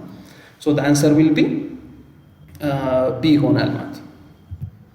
ኦኬ ኔክስት አንደር a proclamation number አዲስ በጸደቀው የገቢ ግብር አዋጅ 1395/2017 ብዙ አይነት የታክስ ካታጎሪዎች አሉ ወይም ታክስ ካታጎሪ ተመድቧል። so many of tax categories are officially recognized in Ethiopia. so tax categories በስንት ተመድበዋል? በአዲሱ የኢንካም ታክስ ፕሮክላሜሽን መሰረት ግብር ከፋዮች በስንት ምድብ ተመድበዋል? በሁለት ምድብ ተመድበዋል አይደል? በፊት ካታጎሪ ኤ ቢ እና ሲ የደረጃ ሀ ለና ሐመርሃ ነበር። አሁን ግን ሁለት ብቻ ናቸው፣ ካታጎሪ ኤ እና ካታጎሪ ቢ ወይም የደረጃ ሀ እና የደረጃ ለግብር ከፋይ ብቻ ነው ያለው። so the answer will be B ይሆናል። ካታጎሪ ኤ የሚባሉት ማንኛውም ቦዲዎች ድርጅቶችና አመታዊ ገቢያቸው ከ2 ሚሊዮን ብር በላይ የሆኑ ግብር ከፋዮች፣ እንዲሁም ካታጎሪ ላይ ደግሞ የሚባሉት አመታዊ ገቢያቸው ከ2 ሚሊዮን ብር በታች የሆኑ ግብር ከፋዮች ደግሞ ካታጎሪ ቢ ወይም የደረጃ ለግብር ከፋይ ይባላሉ በአዲሱ አዋጅ መሰረት ነው። Next, which authority is responsible for licensing new investment bank and security dealers in Ethiopia? በኢትዮጵያ አዲስ ኢንቨስትመንት ባንክ እናቋቁም ወይም የተለያዩ ስለ ሼሮች፣ ስለ ቦንዶች፣ ስለ ሴኩሪቲ ዲለርስ ወይም ኢንቨስትመንት ዲለርሶች ፈቃድ ማውጣት ብንፈልግ ማን ነው ላይሰንስ የሚሰጠን? Which authority is responsible for licensing new investment bank and security in Ethiopia? That's known as አዲስ የተቋቋመው አይደለ የኢትዮጵያ ካፒታል ማርኬት አውቶሪቲ የኢትዮጵያ ካፒታል ማርኬት አውቶሪቲ ባንክ ኢንሹራንስ ቢሆን ናሽናል ባንክ እንደል ነበር ሶ የኢትዮጵያ ካፒታል ማርኬት ባለስልጣን አዲስ የሚቋቋሙ ከካፒታል ማርኬት ጋር የተገናኙ ኤኒ ኢንስቲትዩሽኖች ክሬዲት ሬቲንግ ኤጀንሲ ሊሆን ይችላል፣ ኢንቨስትመንት ባንኮች ሊሆን ይችላሉ፣ አድቫይዘሪዎች ሊሆን ይችላሉ፣ ኮንሰልታንሶች ሊሆን ይችላሉ። ከነዛ ጋር ያለው ነገሮች በሙሉ ፍቃድ የሚሰጠው ሬጉሌት የሚያደርገው የኢትዮጵያ ካፒታል ማርኬት አውቶሪቲ ነው። ኦኬ ኔክስት what is the minimum capital requirement set by National Bank of Ethiopia for foreign investor seeking to establish bank subsidiaries in Ethiopia as the date of 2020? ሚኒመም አንድ ካፒታል አንድ ባንክ የፎሬን ኢንቨስተር ሆኑ ኢትዮጵያ ውስጥ ያሉ ባንኮች ባንክን ለማቋቋም የተቀመጠው ሚኒመም ካፒታል ሪኳየርመንት ስንት ነው? በናሽናል ባንክ ለፎሬን ኢንቨስተሮችም ሊሆን ለውጭ ሀገር ባንኮቻችን ክፍት እየሆኑ ነው አይደል? ለሀገር ውስጥም ሼር ሆልደሮች ቢሆን ሚኒመም የተቀመጠው የካፕ ሚኒመም ሪኳየርመንቱ ስንት ነው? 5 ቢሊዮን ብር 5 ቢሊዮን ብር ነው ሚኒመም አንድ ካፒታል አንድ ባንክ ሚኒመም ካፒታል ማሟላት ያለበት 5 ቢሊዮን። ኦኬ ኔክስት when measuring the fair value of a non-financial asset under IFRS 13 required considerations of non-financial asset የምንላቸው ለምሳሌ ላንድ፣ ቢልዲንግ፣ ማሽን እና ሌሎች ፒፒኦችን ፌር ቫልዩ ሜጀር በምናደርግበት ሰዓት ምን ኮንሲደር ማድረግ አለባችሁ ይለናል IFRS 13 ነን ፋይናንሻል አሴቶችን ፌር ቫልዩ ሜጀር በምናደርግበት ሰዓት ኦልዌይስ ምናቸውን ኮንሲደር ማድረግ አለብን? ሃይስት ኤንድ ቤስት ዩዛቸውን ኮንሲደር ማድረግ አለብን። ሃይስት ኤንድ ቤስት ዩዝ ማለት ለምሳሌ አንድ ቦታ ህንፃ ቢሰራበት ነው የበለጠ ቫልዩ ያለው ወይስ ትምህርት ቤት ቢሆን ነው? ፋብሪካ ቢሆን ነው? ግብርና ቢሆን ነው? ስለዚህ ፌር ቫልዩ መሰረት ያለበት ኦልዌይስ ያ አሴት የተሻለ ቫልዩ በሚሰጥበት የተሻለ ጥቅም በሚሰጥበት በሃይስት ኤንድ ቤስት ዩዝ ነው ሜጀር መደረግ ያለበት። ሶ the answer will be D ይሆናል። the answer will be B ይሆናል እንትን D ይሆናል። ኦኬ ኔክስት እዛው ፌር ቫልዩ ላይ ኢንካም አፕሮች ሜጀር ፌር ቫልዩ ባይ ምክንያቱም ፌር ቫልዩ ላይ ሶስት አይነት አፕሮች ነው ያሉን አይደል? ኮስት አፕሮች፣ ማርኬት አፕሮች እና ኢንካም አፕሮች ነው ያሉን። ኢንካም አፕሮች እንዴት ነው ፌር ቫልዩ ሜዥር የሚያደርገው ነው። ማርኬት አፕሮች ማለት ከገበያው ላይ ማርኬት ዳታ ወስደን ሌሎች ተመሳሳይ አሴቶች በምን ያክል ተሸጡ የሚለውን ወስደን ሌላ ኮንዶሚኒየም የኛን የሚመስል ቤት፣ የኛን የሚመስል መኪና፣ የኛን የሚመስል ላፕቶፕ በስንት ተሸጠ ብለን ፌር ቫልዩ ሜዥር የምናደርገው ነው ማርኬት አፕሮች ይባላል። ኮስት አፕሮች ደግሞ ማለት ደግመን እንስራው፣ ሪፕሌስ እናድርገው፣ ደግመን እንገንባው፣ ደግመን እንስራው ብንል ምን ያክል ወጪ ያስወጣናል ብለን ፌር ቫልዩ ሜዥር የምናደርግ ከሆነ ደግሞ ኮስት አፕሮች ይባላል። ኢንካም አፕሮች ግን የሚባለው አሴት ወደፊት ምን ያክል ኢስቲሜትድ ካሽ ፍሎ አለው፣ ወደፊት ምን ያክል ካሽ ሊያመጣ ይችላል፣ እሱን ወደ ፕሬዘንት ቫልዩ አምጥተን በሚቀጥሉት ጊዜያት አሴቱ ምን ያክል ካሽ ሊያመጣ ይችላል የሚለውን ወደ ፕሬዘንት ቫልዩ እናመጣውና ካልኩሌት ስናደርግ that is known as income approach እንለዋለን ማለት ነው። so the answer will be B ይሆናል። converting a future cash flows to a single current discount amount አሴቱ ወደፊት ሊያመጣ የሚችለውን ጥቅም ወደ ፕሬዘንት ቫልዩ ማምጣት ከዛሬ ስንት ብር ጋር እኩል ነው በማለት የምንሰራ ከሆነ that is known as income approach ማለት ነው። ለምሳሌ ማርኬት አፕሮች ቢሆን the answer will be A ይሆን ነበረ ማለት ነው። ኮስት አፕሮች ቢሆን the answer will be C ይሆን ነበረ።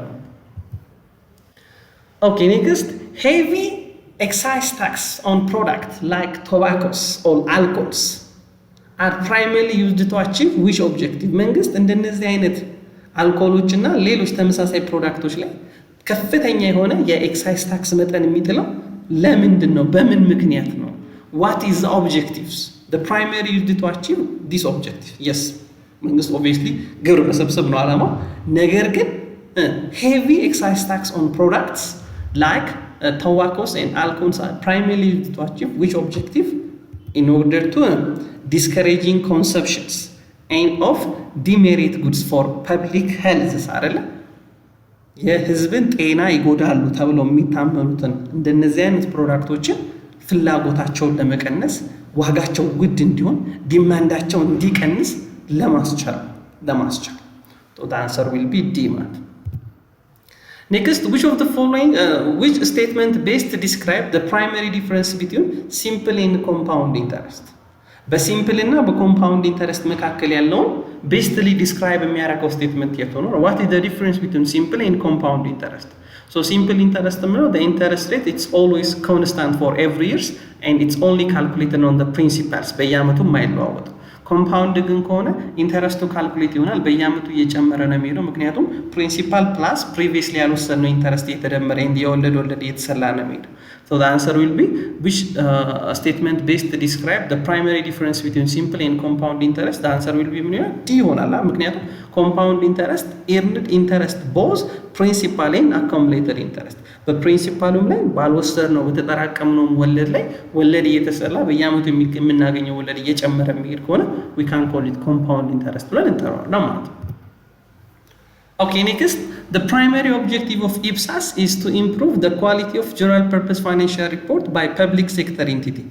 Lead to already የኢፕሳስ ወይም ኢንተርናሽናል ፐብሊክ ሴክተር አካውንቲንግ ስታንዳርድ ወይም የፐብሊክ ሴክተር ኢንቲቲዎች የሚያዘጋጁት ፋይናንሻል ስቴትመንት ግቡ ምንድን ነው? የኢፕሳስ ለጀነራል ፐርፐዝ የሚቀርበውን ፋይናንሻል ስቴትመንት ለፐብሊክ የሚቀርበውን ፋይናንሻል ስቴትመንት ኳሊቲውን ከፍ ማድረግ ትራንስፓረንሲውን ከፍ ማድረግ ነው አይደል?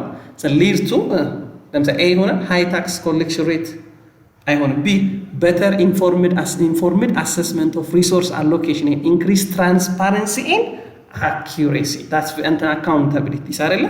ሊድ ቱ ይሄ የሚሆንበት ምክንያት ምን ነው? ኳሊቲ ያለው ጀነራሊ አክሰፕትድ የሆነ ጀነራል ፐርፐስ ፋይናንሻል ሪፖርት ለፐብሊክ ሴክተር ኢንቲቲዎች ተጠቅመው ሪፖርታቸውን አዘጋጁ ማለት ለሪሶርስ ፕሮቫይደሮቹ ወይም ለታክስ ለዶነሮች ወይም ለታክስ ለሚከፍሉ ሰዎች ሞር አክሰሰብል የሆነ ለዲሲሽን ሜኪንግ የሚያገለግል ቬሪ ትራንስፓረንሲን የሚያሳይ አካውንታቢሊቲን የሚያሳይ ፋይናንሻል ሪፖርት ይቀርባል። ስለዚህ በቀላሉ ሪሶርስ የት አሎኬት እና የት ቦታ አሎኬት ብናደርገው that increase social welfare የሚለውን ሜዥር ለማድረግ እንጠቀምበታል። so the answer will be B ይሆናል ማለት።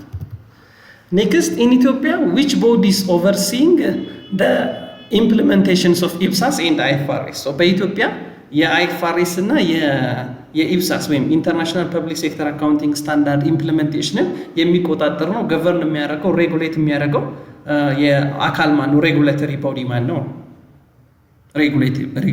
ሬጉሌተሪ ቦዲ ማን ነው? which is known as ምን አካውንቲንግ ኤንድ ኦዲቲንግ ቦርድ ኦፍ ኢትዮጵያ። ስለዚህ ይሄ ቦርድ በኢትዮጵያ ውስጥ ያሉ የኦዲቲንግ ፕሮፌሽኖችን የአካውንቲንግ ፕሮፌሽን ፍቃድ በመስጠት ፍቃድ በመሰረዝ ሌሎች የሙያ ኮድ ኦፍ ኤቲክሶችን በማውጣት በኢትዮጵያ ያሉ የአይኤፍአርኤስ ኢምፕሊሜንቴሽን የኢፕሳስ አይኤፍአርኤስ ፎር ሴሚ ጀነራል አዶፕቴሽን ኢምፕሊሜንቴሽኑ ጋይድ በማድረግ ሬጉሌት በማድረግ እየተሳተፈ የሚገኘው one of the major regulatory in Ethiopia is Accounting and Auditing Board of Ethiopia ወይም አቤ የምንለው። Next, which of the following revenue source is exclusively reserved for federal government of Ethiopia? ከተዘረዘሩት ውስጥ የፌዴራል መንግስቱ ገቢ የሆነው የቱ ነው? እንደምታውቁት ኢትዮጵያ ፌዴራሊዝም ነው የምትከተለው። ስለዚህ ፊስካል ፌዴራሊዝም አለ ማለት። ፊስካል ፌዴራሊዝም ማለት ሪጂናል ገቨርንመንቶች የራሳቸው ሪቬኑ አላቸው፣ የራሳቸው ኤክስፔንዲቸሮች አሏቸው። ፌዴራል ገቨርንመንቱም ሪቬኑ አለው፣ የራሱ ኤክስፔንዲቸር አለው። የከተማ አስተዳደሮችም የራሳቸው ሪቬኑ አላቸው፣ የራሳቸው ኤክስፔንዲቸር አላቸው። ስለዚህ አንዱ የአንዱን ገቢ አይነጥቅም፣ አንዱ የአንዱን ወጪ አያወጣም ማለት ነው። የተጠየቅነው ምንድነው? which of the following revenue source is exclusively reserved for federal government of Ethiopia? በኢትዮጵያ የፌዴራል መንግስቱ ገቢ የሆነው የቱ ነው? የፌዴራል መንግስቱ ገቢ የሆነው የቱ ነው? the answer will be C አይደለ? ዲዩቲስ ታክሶች ወደ ሀገር በሚገቡ ታክሶች የሚጣሉት ማለት ነው። እና ከኢምፖርት እና ኤክስፖርት ጋር የተገናኙ ላይ የሚጣሉ ታክሶች ኤክስክሉሲቭሊ የማን ብቻ ገቢ ናቸው? የፌዴራል መንግስቱ ገቢ ናቸው ማለት ነው። ሌሎቹ በሙሉ የሪጂናል ገቨርንመንት ናቸው። ኦኬ ኔክስት an option that give the holder the right but not obligation to sell an asset at set price. so ቀድመን ፕሪዲተርማይንድ በሆነ ዋጋ የመሸጥ መብትን የሚሰጥ ግን ግዴታ የማይሆን ነው። ስለዚህ the option that give the holder the right ማለት ለሻጩ መብት የሚሰጠው የመሸጥ መብት በተስማሙበት ዋጋ ፕሪዲተርማይንድ ባረጉበት ዋጋ ቀድሞ በገቡት ዋጋ እቃውን ወይም የሆነ ፕሮዳክቱን ለመሸጥ መብት አለው። ነገር ግን ግዴታ የለበትም። ካልፈለገ አለመሸጥ ይችላል። ግን መሸጥ ከፈለገ ግን የመሸጥ መብት አለው። አስገድዶ ግዛኝ ማለት መብት ያለው የትኛው ኦፕሽን ነው ነው የሚለው። ይሄ ዴሪቬቲቭ ኮንትራክት ላይ ነው። ዴሪቬቲቭ ኮንትራክት ፑት ኦፕሽን ይባላል። if the seller has the right ለምሳሌ አንድ ባየር እና አንድ ሴለር የሆነ እቃ ለማቅረብ ከወር በኋላ ለሚደረግ ትራንዛክሽን ተስማምተዋል። ለምሳሌ ሴለሩ እኔ በ10 ብር አንድ እቃ ሸጥልሃለሁ ብሎ ከባየሩ ጋር ተስማምተዋል። ባየሩ እገዛሃለሁ ተብሎ ተስማምተዋል። ሴለሩ በ10 ብር ሊሸጥ ባየሩ በ10 ብር ሊገዛ ፕሪዲተርማይንድ አድርገው ከወር በፊት ተስማምተዋል። ፑት ኦፕሽን ነው ማለት ሴለሩ የመሸጥ መብት አለው ግን የመሸጥ ግዴታ የለበትም ማለት ነው። ልክ ወሩ ደርሶ እቃ በሚሸጥበት ወቅት ሌላ ቦታ በ20 ብር በ30 ብር የሚሸጥ ከሆነ ሴለሩ ምን ያደርጋል? ለአንተ በ10 ብር ከሚሸጥ ሌላ ቦታ ሄጄ በ20 በ30 ብር መሸጥ ይችላል። አይ ካን ኤክሰርሳይዝ ማይ ራይት መብቴን መጠቀም እችላለሁ ማለት። ነገር ግን ባየሩ ምን ማለት አይችልም፣ አልገዛም ማለት አይችልም። ሻጩ የመሸጥ መብት አለ፣ የመሸጥ መብት አለ በት ኖት ኦብሊጌሽን። ሽጥ ተብሎ ግን አይገደድም። that is known as put option የምንለው። ኮል ኦፕሽን ደግሞ ሲሆን the reverse ባየሩ የመግዛት መብት አለው፣ ሻጩ ደግሞ የመሸጥ ግዴታ ሲኖርበት ደግሞ ኮል ኦፕሽን ይባላል። ፎርዋርድ እና ፊውቸር ኦፕሽን ደግሞ የምንላቸው እነዚህም የዴሪቬቲቭ ኮንትራክት አይነቶች ናቸው። ሞር ስታንዳርዳይዝድ የሆነው ፊውቸር ኮንትራክት ሲሆን ነን ስታንዳርዳይዝድ የሆነው የዴሪቬቲቭ ኮንትራክት ደግሞ ፎርዋርድ ኦፕሽን ይባላል ማለት ነው። Okay, next, how does conceptual framework define equities? Conceptual framework equity እንዴት ነው ዲፋይን የሚያደርገው? ምክንያቱም conceptual framework level 2 ላይ ስለ ኤሌመንት ኦፍ ፋይናንሻል ስቴትመንት ሲያወራ ስቴት ምንድነው፣ ሊያቢሊቲ ምንድነው፣ ኢኩዊቲ ኢንካም ኤክስፔንስ ምንድነው ብሎ ያብራራል። እዛ ላይ ኢኩዊቲ እንዴት ነው ዲፋይን የተደረገው ነው። ኢኩዊቲ ማለት ምን ማለት ነው? It's obviously the residual claims after deducting all liability from a total asset አይደል? ከቶታል አሴቱ ላይ ሁሉንም liability ስንቀንስ የሚቀረውን residual claim equity ብለን የምንጠራው። so asset ምንድነው፣ liability ምንድነው፣ income ምንድነው፣ expense ምንድነው የሚለውን ደግሞ ሪማይንድ አድርጉት። Okay, next, in many jurisdictions including Ethiopia, the auditors responsible for auditing governmental agencies and state-owned enterprise to ensure proper use of public fund is known as በኢትዮጵያ የፐብሊክ ኤጀንሲዎችን የመንግስት ተቋሞችን የመንግስት ዩኒቨርሲቲዎችን ወይም የመንግስት ስቴት ኦውንድ የሆኑ ኢንተርፕራይዞችን ወይም ፌዴራል መንግስት ኦን የሚያደርጋቸውን በበጀት የሚተዳደሩ የልማት ድርጅቶችንም ኦዲት የማድረግ ስልጣን የተሰጠው መብት የተሰጠው ኦዲተር ማን ነው ጥያቄ። ፎረንሲክ ኦዲተር፣ ታክስ ኦዲተር ነው፣ ጆርናል ኦዲተር ነው ወይስ ኤክስተርናል ኮንሰልታንትስ? እነዚህ ገቨርንመንታል ኤጀንሲዎች ስቴት ኦን ኢንተርፕራይዞች በአግባቡ የህዝብን ገንዘብ ተጠቅመው አልጠቀሙ የሚለውን ኦዲት የሚያደርገው ማለት ጀነራል ኦዲተር የሚባል ዋና ኦዲት የሚባል ወይም ጀነራል ኦዲተር ነው። በመንግስት ስልጣን የተሰጠው አካል ማለት ነው። ጀነራል ኦዲተር። ኦኬ ኔክስት ካምፓኒ ኤክስ ዋይ ዜድ ሃዝ ኔት ፕሮፊት መርጂኑ 10% ቢሆን ቶታል አሴት ተርኖቨሩ ደግሞ 2 ቢሆን ኢኩዊቲ መልቲፕላየሩ ደግሞ 1.5 ቢሆን ዋት ኢዝ ሪተርን ኦን ኢኩዊቲ? ሪተርን ኦን ኢኩዊቲ ስንት ይሆናል? ሶ ሪተርን ኦን ኢኩዊቲ ማለት ምን ማለት ነው? ኔት ኢንካም ዲቫይድድ ባይ ቶታል ኢኩዊቲ ነው። ሶ በኢኩዊቲ ኢንቨስትመንት ምን ያክል ኔት ኢንካሙ ላይ ኢርን መምጣት ችሏል የሚለውን ነው ሜጀር የምናደርገው። ኔት ኢንካም ዲቫይድድ ባይ ቶታል ኢኩዊቲ ነው። ነገር ግን አሁን እዚህ ጋር ኔት ኢንካም ማልተሰጠን ቶታል ኢኩዊቲ ማልተሰጠን። ሶ በዚህ ሰዓት ምን እናድርግ? ሶስት ነገሮች ግን ተሰጥቶናል። ኔት ፕሮፊት መርጂን ተሰጥቶናል፣ ቶታል አሴት ተርኖቨር ተሰጥቶናል፣ ኢኩዊቲ መልቲፕላየር ተሰጥቶናል። ስለዚህ ሶስቱን በማባዛት ሪተርን ኦን ኢኩዊቲ ማግኘት ይቻላል። ሶስቱን በማባዛት ሪተርን ኦን ኢኩዊቲ ማግኘት ይቻላል። ለምን?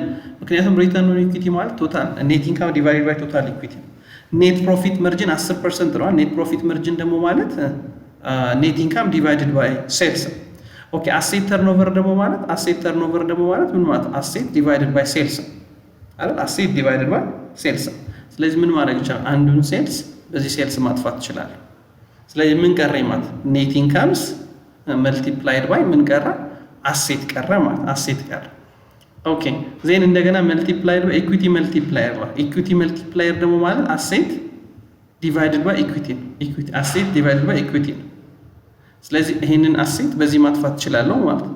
ስለዚህ ኔት ኢንካም ዲቫይድድ ባይ ኢኩዊቲ ያገኛል። ስለዚህ ሪተርን ኦን ኢኩዊቲ ሌላ ፎርሙላ አለው ማለት ኔት ኢንካም ዲቫይድድ ባይ ኢኩዊቲ በተጨማሪ ኔት ፕሮፊት መርጂኑ መልቲፕላይድ ባይ አሴት ተርኖቨሩ መልቲፕላይድ ባይ ኢኩዊቲ መልቲፕላየሩ ብናደርግ ሪተርን ኦን ኢኩዊቲ እናገኛለን ማለት። ስለዚህ 30% ይሆናል። 30% ይሆናል ማለት ነው። አንሰር ዊል ቢ ሲ። ሪተርን ኦን ኢኩዊቲ ስንት ፐርሰንት ይሆናል? 30% ይሆናል። ሶ ሪተርን ኦን አሴትስ ብንጠይቅ ለምሳሌ ሪተርን ኦን አሴት ፎርሙላው እንዴት ነው? ኔት ኢንካም ዲቫይድድ ባይ ቶታል አሴት ነው አይደል? ኔት ኢንካም ዲቫይድድ ባይ ቶታል አሴት ነው ሪተርን ኦን አሴት። ነገር ግን ኔት ኢንካም ዲቫይድድ ባይ ቶታል አሴት ለማድረግ ኔት ኢንካሙ እና ቶታል አሴቱ ካልተሰጠን ማንም በማን ማባዛት እንችላለን? ኔት ፕሮፊት መርጂኑን በአሴት ተርኖቨሩ ማባዛት እንችላለን። ስለዚህ ሪተርን ኦን ኢኩዊቲ ከተጠየቅን ኔት ኢንካም ዲቫይድድ ባይ ቶታል ኢኩዊቲ ነው። እሱም ማወቅ ካልቻለን ኔት ፕሮፊት መርጂኑ በአሴት ተርኖቨሩ በኢኩዊቲ መልቲፕላየሩ አባዝተን ማግኘት እንችላለን። ሪተርን ኦን አሴት ብንጠይቅ ደግሞ ኔት ኢንካም ዲቫይድድ ባይ ቶታል አሴት ነው። ይሄን ማግኘት ካልቻለን ደግሞ ኔት ፕሮፊት መርጂኑን በቶታል አሴት ተርኖቨሩ በማባዛት አሴት ተርኖቨሩን ማግኘት ይቻላል ማለት ነው። ኦኬ ኔክስት አኮርዲንግ ቱ አይኤስ 16 ወይም ስለ ፒፒ በሚያወራው ማለት ነው which of the following is the primary characteristics of property plant and equipment? ሶ በአይኤስ 16 መሰረት የፒፒኢ ወይም የፊክስድ አሴት ባህሪ የሆነው የቱ ነው? ሶ አንድ አሴት ፊክስድ አሴት እንዲባል ማሟላት ያለበት ካራክተሪስቲክስ ማሟላት ያለበት ኔቸር አለ አይደለ? ለምሳሌ ታንጅብል መሆን አለበት፣ ከአንድ ዓመት በላይ ማገልገል አለበት፣ ልንጠቀመው ነው እንጂ ልንሸጠው የያዝነው መሆን የለበትም፣ ዲፕሪሺየትድ ያደርጋል ኤክሰፕት ላንድ አይደለ? ስለዚህ ጠይቅነው ምንድነው? አኮርዲንግ ቱ አይኤስ 16 which of the following is the primary characteristics of property plant and equipment? የፕሮፐርቲ ፕላንት ኤንድ ኢኩዊፕመንት ባህሪ የሆነው የቱ ነው? The answer will be C ይሆናል። They are held for use in productions or supply of goods and service, for rental to others or for administrative purpose. ለአድሚኒስትሬቲቭ ፐርፐዝም የያዝነው ሊሆን ይችላል። ነገር ግን ለምሳሌ ኤን they are held for sales in ordinary course of the business. This is known as ምን ይሆናል? ኢንቨንተሪ የሆነ ማለት።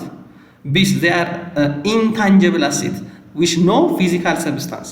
ኢንታንጀብል ናቸው፣ ፊዚካል ሰብስታንስ የላቸውም። ይሄ ኢንታንጀብል አሴት ነው፣ አይኤስ 38 ነው። ዲስ they are expected to use for a period less than 6 months. ኖ ፊክስድ አሴት እንዲባል ፒፒ እንዲባል ከአንድ ዓመት በላይ የምንጠቀመው መሆን መቻል አለበት ማለት። ስለዚህ ገዝተን ልንሸጠው ከሆነ ኢንቨንተሪ ነው፣ ገዝተን ልንጠቀምበት ከሆነ ደግሞ ፒፒ ነው ወይም ፊክስድ አሴት ነው።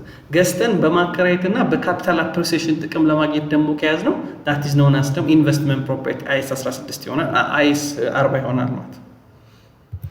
ኦኬ ኔክስት ኤ ኤንድ ቢ ዲሳይደድ ቱ ሊኩዊዴት ዴር ቢዝነስ። ኤ እና ቢ ፓርትነርሽፕ አቋቁመው ነበረ። ፓርትነርሽፓቸውን ምን ማድረግ ፈልገዋል? ሊኩዊዴት ማድረግ ፈልገዋል፣ መዝጋት ፈልገዋል። ዴር ባላንስ ሺት ሾው ዳት አት ዘ ታይም ኦፍ ሊኩዊዴሽን ቶታል አሴት 100 ሺህ አላቸው፣ ቶታል ሊያቢሊቲ ደግሞ 20 ሺህ አለባቸው። ኤ የነበረው ካፒታል 40,000 ነው፣ ቢም የነበረው ካፒታል 40,000 ነው። ትርፍና ኪሳራን የሚካፈሉት 50-50% ነው። የመጀመሪያው በሊኩዊዴሽን ፕሮሰስ ደግሞ የመጀመሪያው ስቴፕ ደግሞ ሪያላይዜሽን ነው። ሪያላይዜሽን ማለት ነን ካሽ የሆኑ አሴቶችን ወደ ካሽ መለወጥ ማለት። ስለዚህ የ100,000 ብሩ ነን ካሽ የነበሩትን አሴቶች ወደ ካሽ ለመለወጥ ስንጥር 100,000 ብር ያወጣሉ ብለን የገመትናቸው አሴቶች በስንት ተሸጡ? በ90,000 ብር ብቻ ተሸጡ። ዛት ጌን ኦር ሎስ? በሪያላይዜሽን ምክንያት ያገኘነው ጌን ነው ሎስ ነው? ሎስ አይደል? ስንት ብር? 10,000 ብር ሎስ አጋጥሟል። 10,000 ብር ሎስ ከሆነ ደግሞ ይሄ ሎስ ከእያንዳንዱ ካፒታል ላይ ይቀንሳል። ስለዚህ ምን እናደርጋለን? ይኸው ሪያላይዜሽን ብለን ሪያላይዜሽን 10,000 ሎስ መጥቷል ከእያንዳንዱ ካፒታል። ይኸው 40,000 ቀነስኩኝ።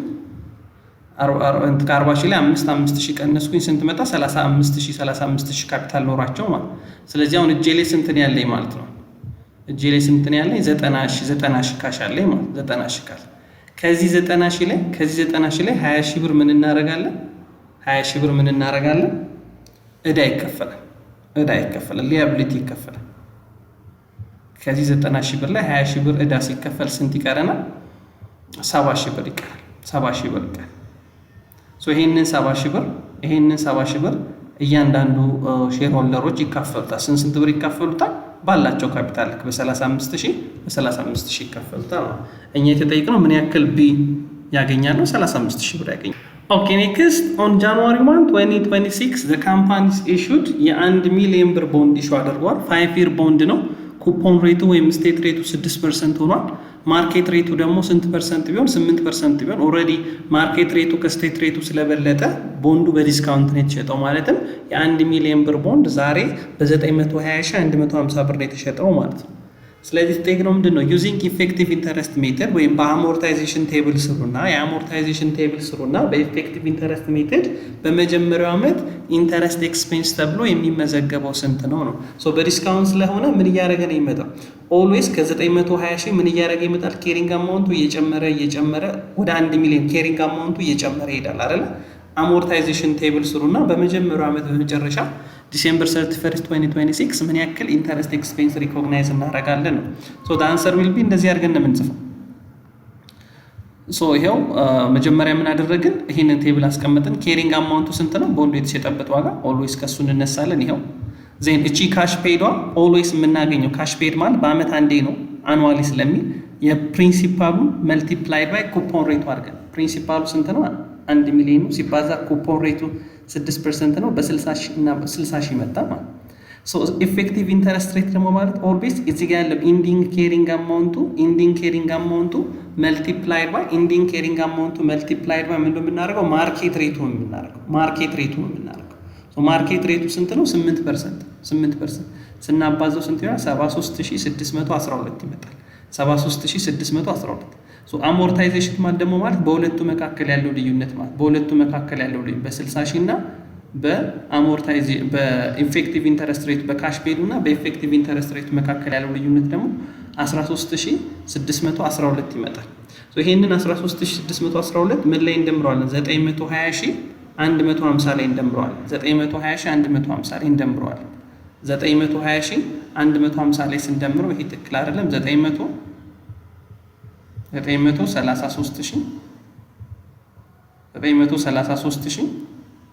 933,762 ይመጣል። 700 ለምንድን ነው የደመርኩት? ምክንያቱም ቦንዱ በዲስካውንት ስለሆነ የተሸጠው ኦልዌይስ አሞርታይዝድ አማውንቷን በየአመቱ ምን እያደረኳት ነው የምሄደው? እየደመርኳት 920,150 ሲደመር 13,612 እያል እየጨመረ ነው። በዲስካውንት ከተሸጠ ኬሪንግ አማውንቱ ምን እያደረገ ነው የሚመጣው? እየጨመረ ነው የሚመጣው። ኦልዌይስ ደግሞ በዲስካውንት ከተሸጠ ካሽ ፔዱን እና ኢንተረስት ኤክስፔንሱን በምናነጻጽርበት ሰዓት ኢንተረስት ኤክስፔንሱ ካሽ ፔዱን ይበልጣል። በፕሪሚየም ደግሞ ሲሆን አሁን የነገርኳቸው ሪቨርስ ነው። ኬሪንግ አማውንቱ እየቀነሰ ነው የሚመጣው፣ ኢንተረስት ኤክስፔንሱ ካሽ ፔዱን ይበልጣል። በመጀመሪያው ዓመት ያለችውን ስለሆነ የተጠየቅነው ኢንተረስት ኤክስፔንሱን ብቻ ስለሆነ የተጠየቅነው አንሰር ዊል ቢ ቢ ይሆናል 73,612 ማለት። ኦኬ ኔክስት አኮርዲንግ ቱ ዘ ኒው ፕሮክላሜሽን ነምበር 1395/2017 if the companies calculate income tax fall below certain threshold it is annual turnovers it must be pay a minimum tax. what is that rate? አዲስ በተጨመረው በተሻሻለው የገቢ ግብር አዋጅ ላይ በቢዝነስ ፕሮፊት ታክስ በተመለከተ ማንኛውም ግብር ከፋይ ከስንት በታች ኢንካም ታክስ ማቅረብ የለበትም። ሚኒመም ወይም አነስተኛ የግብር ምጣኔ ተቀምጧል። አነስተኛ የታክስ ማስከፊያ ምጣኔ ማለት ያ የሴልሱ ስንት ፐርሰንት? 2.5%። ማንኛውም ግብር ከፋይ ታክስ ካልኩሌት አድርጎ ይሄ ነው ግብር መክፈል ያለብኝ ብሎ በሚቀርብበት ወቅት ሚኒመም ማቅረብ የሚችለው የታክስ መጠን የሴልሱን ስንት ፐርሰንት ነው? 2.5% ነው። ሚንስ የሴልሱ 2.5% በታች ታክስ መክፈል አይቻልም ማለት አት ሚኒመም አንድ ግብር ከፋይ ቢዝነስ ፕሮፊት ታክስ የሚከፍል ግብር ከፋይ የሴልሱን 2.5% በላይ ነው ታክስ መክፈል ያለበት ማለት ነው። ሚኒመም የታክስ ምጣኔ ዳጓ ስንት ሆና የተቀመጠችው? 2.5% ማለት። ኔክስት ኢፍ the bond is issued at a premium above the face value ማለት ቦንዱ በፕሪሚየም ተሽጧል ማለት ከዋጋው በላይ ተሽጧል። የ100 ብር ቦንድ 120 ብር 130 ብር ተሽጧል። ሶ ፕሪሚየም አማውንቱ ቲፒካሊ ነው ምን ላይ ይቀመጣል? ለምሳሌ መንግስት ለተለያዩ ጉዳዮች ለካፒታል ፕሮጀክት ፈንድ ሊሆን ይችላል፣ ለተለያዩ እንትኖች ቦንድ ኢሹ ሊያደርግ ይችላል።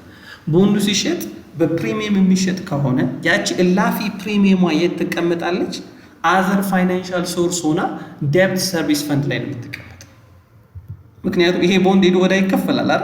ስለዚህ ፕሪሚየሙ አዘር ፋይናንሻል ሶርስ ተብሎ ለምሳሌ 100 ብር ቦንድ 120 ብር ከተሸጠ ለምሳሌ ካፒታል ፕሮጀክት ፈንድ ከሆነ የሸጠው ቦንዱን ሸጠው በገድብ ሊሰራ ቦንዱን ሸጠው መንገድ ሊሰራ ከሆነ የፐር ቫልዩ ይወስዳል፣ 100 ብሯን ይወስዳል። ቀሪዋ ግን ፕሪሚየሟ የት ትሄዳለች ማለት ነው? 20 ብሯ አዘር ፋይናንሻል ሶርስ ተብላ ዴብት ሰርቪስ ፈንድ ላይ ነው የምትቀመጠው። the answer will be C ማለት። next a minimum companies the mining companies purchase a site for $5 million አንድ የማይኒንግ ካምፓኒ ማዕድን የሚያወጣ ድርጅት ማዕድን የሚወጣበትን የወርቅ ስፍራ ወይም የነዳጅ ስፍራ በ5 ሚሊዮን ብር ነው የገዛው ወይም ከመንግስት ፍቃድ የወሰደው ማለት። ኢት ኤስቲሜትድ ዛት ምን ያክል ቶንስ ኦፍ ወርቅ ሊያወጣ ምን ያክል ቶንስ ኦፍ ማዕድን ሊያወጣ ነው?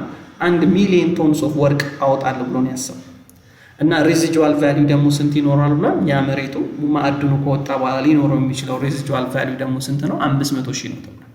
ኢፍ the company's extract በ2026 ከተጠበቀው ከ1 ሚሊዮን ውስጥ 100 ሺውን አውጥቶ ቢሸጠው what is depletion expense? depletion expense for the year ስንት ነው? ወይም ከናቹራል አሴቶች ጋር ከናቹራል ሪሶርሶች ጋር የተገናኘው ዲፕሌሽን አይደለም ነው። ከፊክስድ አሴቶች ጋር ዲፕሪሲዬሽን ነው። ኢንታንጂብል አሴት ከሆነ አሞርታይዜሽን ነው። ናቹራል ሪሶርስ ከሆነ ደግሞ ዲፕሌሽን። ሶ ዲፕሌሽን ኤክስፔንሱን ፈልጉ ነው። ሶ ዲፕሌሽን ኤክስፔንሱን ለመስራት ሲምፕሊ ኮስት ማይነስ ሳልቫጅ ቫልዩ ዲቫይደድ ባይ ኤስቲሜትድ አማውንት ማለት ኮስቱ 5 ሚሊዮን ነው። ኤስቲሜትድ አማውንቱ ደግሞ 500 ሺህ ነው። ሲካፈል ለ1 ሚሊዮን ስናደርገው 4.5 ብር ፐር ቶን ማለት ለአንድ ቶን አንድ ቶንስ ኦፍ ወርቅ አንድ ቶንስ ኦፍ ሚኒራል ስናወጣ ለዛች ዲፕሌሽን ኤክስፔንስ ምን ያክል አለ ማለት ነው? 4.5 ብር አለ ማለት ያወጣ ነው 100 ሺህ ነው አይደል? ስለዚህ 100 ሺህ ሲባዛ በ4.5 ስናደርግ በዚህ ዓመት ዲፕሌሽን ኤክስፔንስ ብለን የምናስመዘግበው 450 ሺህ ብር ይሆናል ማለት ነው። 450 ሺህ ብር። ኔክስት which of the following are the three primary component of financial system? በፋይናንሻል ሲስተም ውስጥ ብዙ ኮምፖነንቶች አሉ። ፋይናንሻል ሲስተም ራሱ ዓላማው ምንድን ነው? it facilitate the flow of money from the saver to the buyer from the saver to the borrowers አይደል? ገንዘብ ያለውንና ገንዘብ የሚፈልገውን አካል ማገናኘት ነው ትልቁ ግቡ። ብዙ ኮምፖነንቶች አሉት። ነገር ግን 3 ቤዚክ ኮምፖነንቶች በዚህ በፋይናንሻል ሲስተም ውስጥ ቤዚክ የሚባሉት 3ቱን ኮምፖነንቶች ጥቀስ ነው የሚባለው። አንሰር will be ምን ይሆናል? ፋይናንሻል ማርኬት፣ ፋይናንሻል ኢንስቲትዩሽንስ ወይም ፋይናንሻል ኢንተርሚዲየት እና ፋይናንሻል አሴቶች ወይም ፋይናንሻል ኢንስትሩመንቶች። ፋይናንሻል አሴት ማለት ፋይናንሻል ኢንስትሩመንት ቦንድ፣ ትሬዠሪ ስቶክ፣ ሼር ምናምን ሊሆን ይችላል። ሌላም ግን መጥቀስ ይቻላል አይደል? መኒን መጥቀስ ይቻላል በራሱ። ፋይናንሻል ማርኬት፣ ፋይናንሻል ኢንስቲትዩሽንስ፣ ፋይናንሻል ኢንስትሩመንት are the 3 basic component of financial system ማለት ነው። ኦኬ ኔክስት in Ethiopia which of the following is a regular formal deposit institution supervised by National Bank of Ethiopia? በኢትዮጵያ የትኛው ነው ሬጉሌት የሚደረገው ፎርማላይዝድ የሆነ ዲፖዚተሪ ኢንስቲትዩሽንስ ሱፐርቫይዝ ኮንትሮል ሬጉሌት በናሽናል ባንክ ፎርማል በሆነ መንገድ ሬጉሌት የሚደረግ ሱፐርቫይዝ የሚደረግ ዲፖዚተሪ ኢንስቲትዩሽን የቱ ነው? ዲፖዚተሪ ኢንስቲትዩሽን ማለት ምን ማለት ነው? ዲፖዚተሪ ኢንስቲትዩሽን ማለት ሴቪንግ በመቀበል በሴቪንግ ዲፖዚት በመሰብሰብ ያንን ለተበዳሪዎች በማበደር ትርፍ ለማግኘት የሚጥር ማለት ነው። ሌሎችም እኮ ነን ዲፖዚተሪ ኢንስቲትዩሽኖች አሉ። ለምሳሌ ኢንቨስትመንት ባንክ፣ ሚቹዋል ፈንድስ፣ ኢንሹራንስ፣ ፔንሽን ፈንድ ምናምን ናቸው። ስለዚህ the answer will be ምን ይሆናል ማለት ነው? The answer will be microfinance or microfinance. Okay, next, an increase in proportions of debt in companies capital structure generally ይላል። በድርጅት ውስጥ የዴብት ፕሮፖርሽን መጠን በካፒታል ስትራክቸር ውስጥ የብድር መጠን an increase the proportions of debt in a capital structure generally በድርጅት ውስጥ የብድሩ መጠን እየጨመረ በሄደ ቁጥር የዴብት መጠን በጨመረ ቁጥር እንደምታውቁት ካፒታል ስትራክቸር ማለት the mix of debt and equity financing ነው። በድርጅት ውስጥ ያለ የዴብት እና የኢኩዊቲ ፋይናንሲንግ ነው ካፒታል ስትራክቸር የምንለው። ስለዚህ an increasing the proportions of debt in capital structure generally ምን ሀፕን ያደርጋል? ያደርጋል ብድር በጣም ጥሩ እኮ ነው አይደል? ስለዚህ ብድር በጣም እየጨመረ በሄደ ቁጥር ኢርኒንግ ፐር ሼሩም እየጨመረ ይሄዳል። which means ሼር ሆልደሮች የሚያገኙት ሪተርን ኦን ኢኩዊቲውም ከፍ እያለ ይሄዳል። as well as አብሮት ግን ምን እየጨመረ ይሄዳል? ፋይናንሻል ሪስኩም እየጨመረ ይሄዳል። ስለዚህ የፋይናንሻል ማኔጀሩ ትልቁ ግብ ያቺን ፖይንት ዲተርማይን ማድረግ ነው። እስከምን ያክል ብንበደር ሪተርን ኦን ኢኩዊቲያችንን ወይም ሼር ሆልደሮችን ዌልዝ ማክሲማይዝ እናደርጋለን ፋይናንሻል ሪስክ ውስጥ ሳንገባ። ፋይናንሻል ሪስክ ማለት unable to pay our loans ማለት እዳችንን ያለ መክፈል ችግር ይዞብን ይመጣው ሪስክ ነው ፋይናንሻል ሪስክ የምንለው ማለት። so the answer will be B ይሆናል ማለት። ኦኬ ውድ ቤተሰቦቼ በአራት ፓርት ያዘጋጀሁላችሁ 200 ጥያቄዎች እነዚህን ይመስላሉ። ከወዲሁ መልካም ፈተና እንዲሆንላችሁ እመኛለሁ። ላይክ፣ ሼር፣ ሰብስክራይብ ማድረግ እንዳይረሳ። ኔክስት በሌሎች ቪዲዮዎች እንገናኛለን። እስከዛው ሰላም ቆዩልኝ።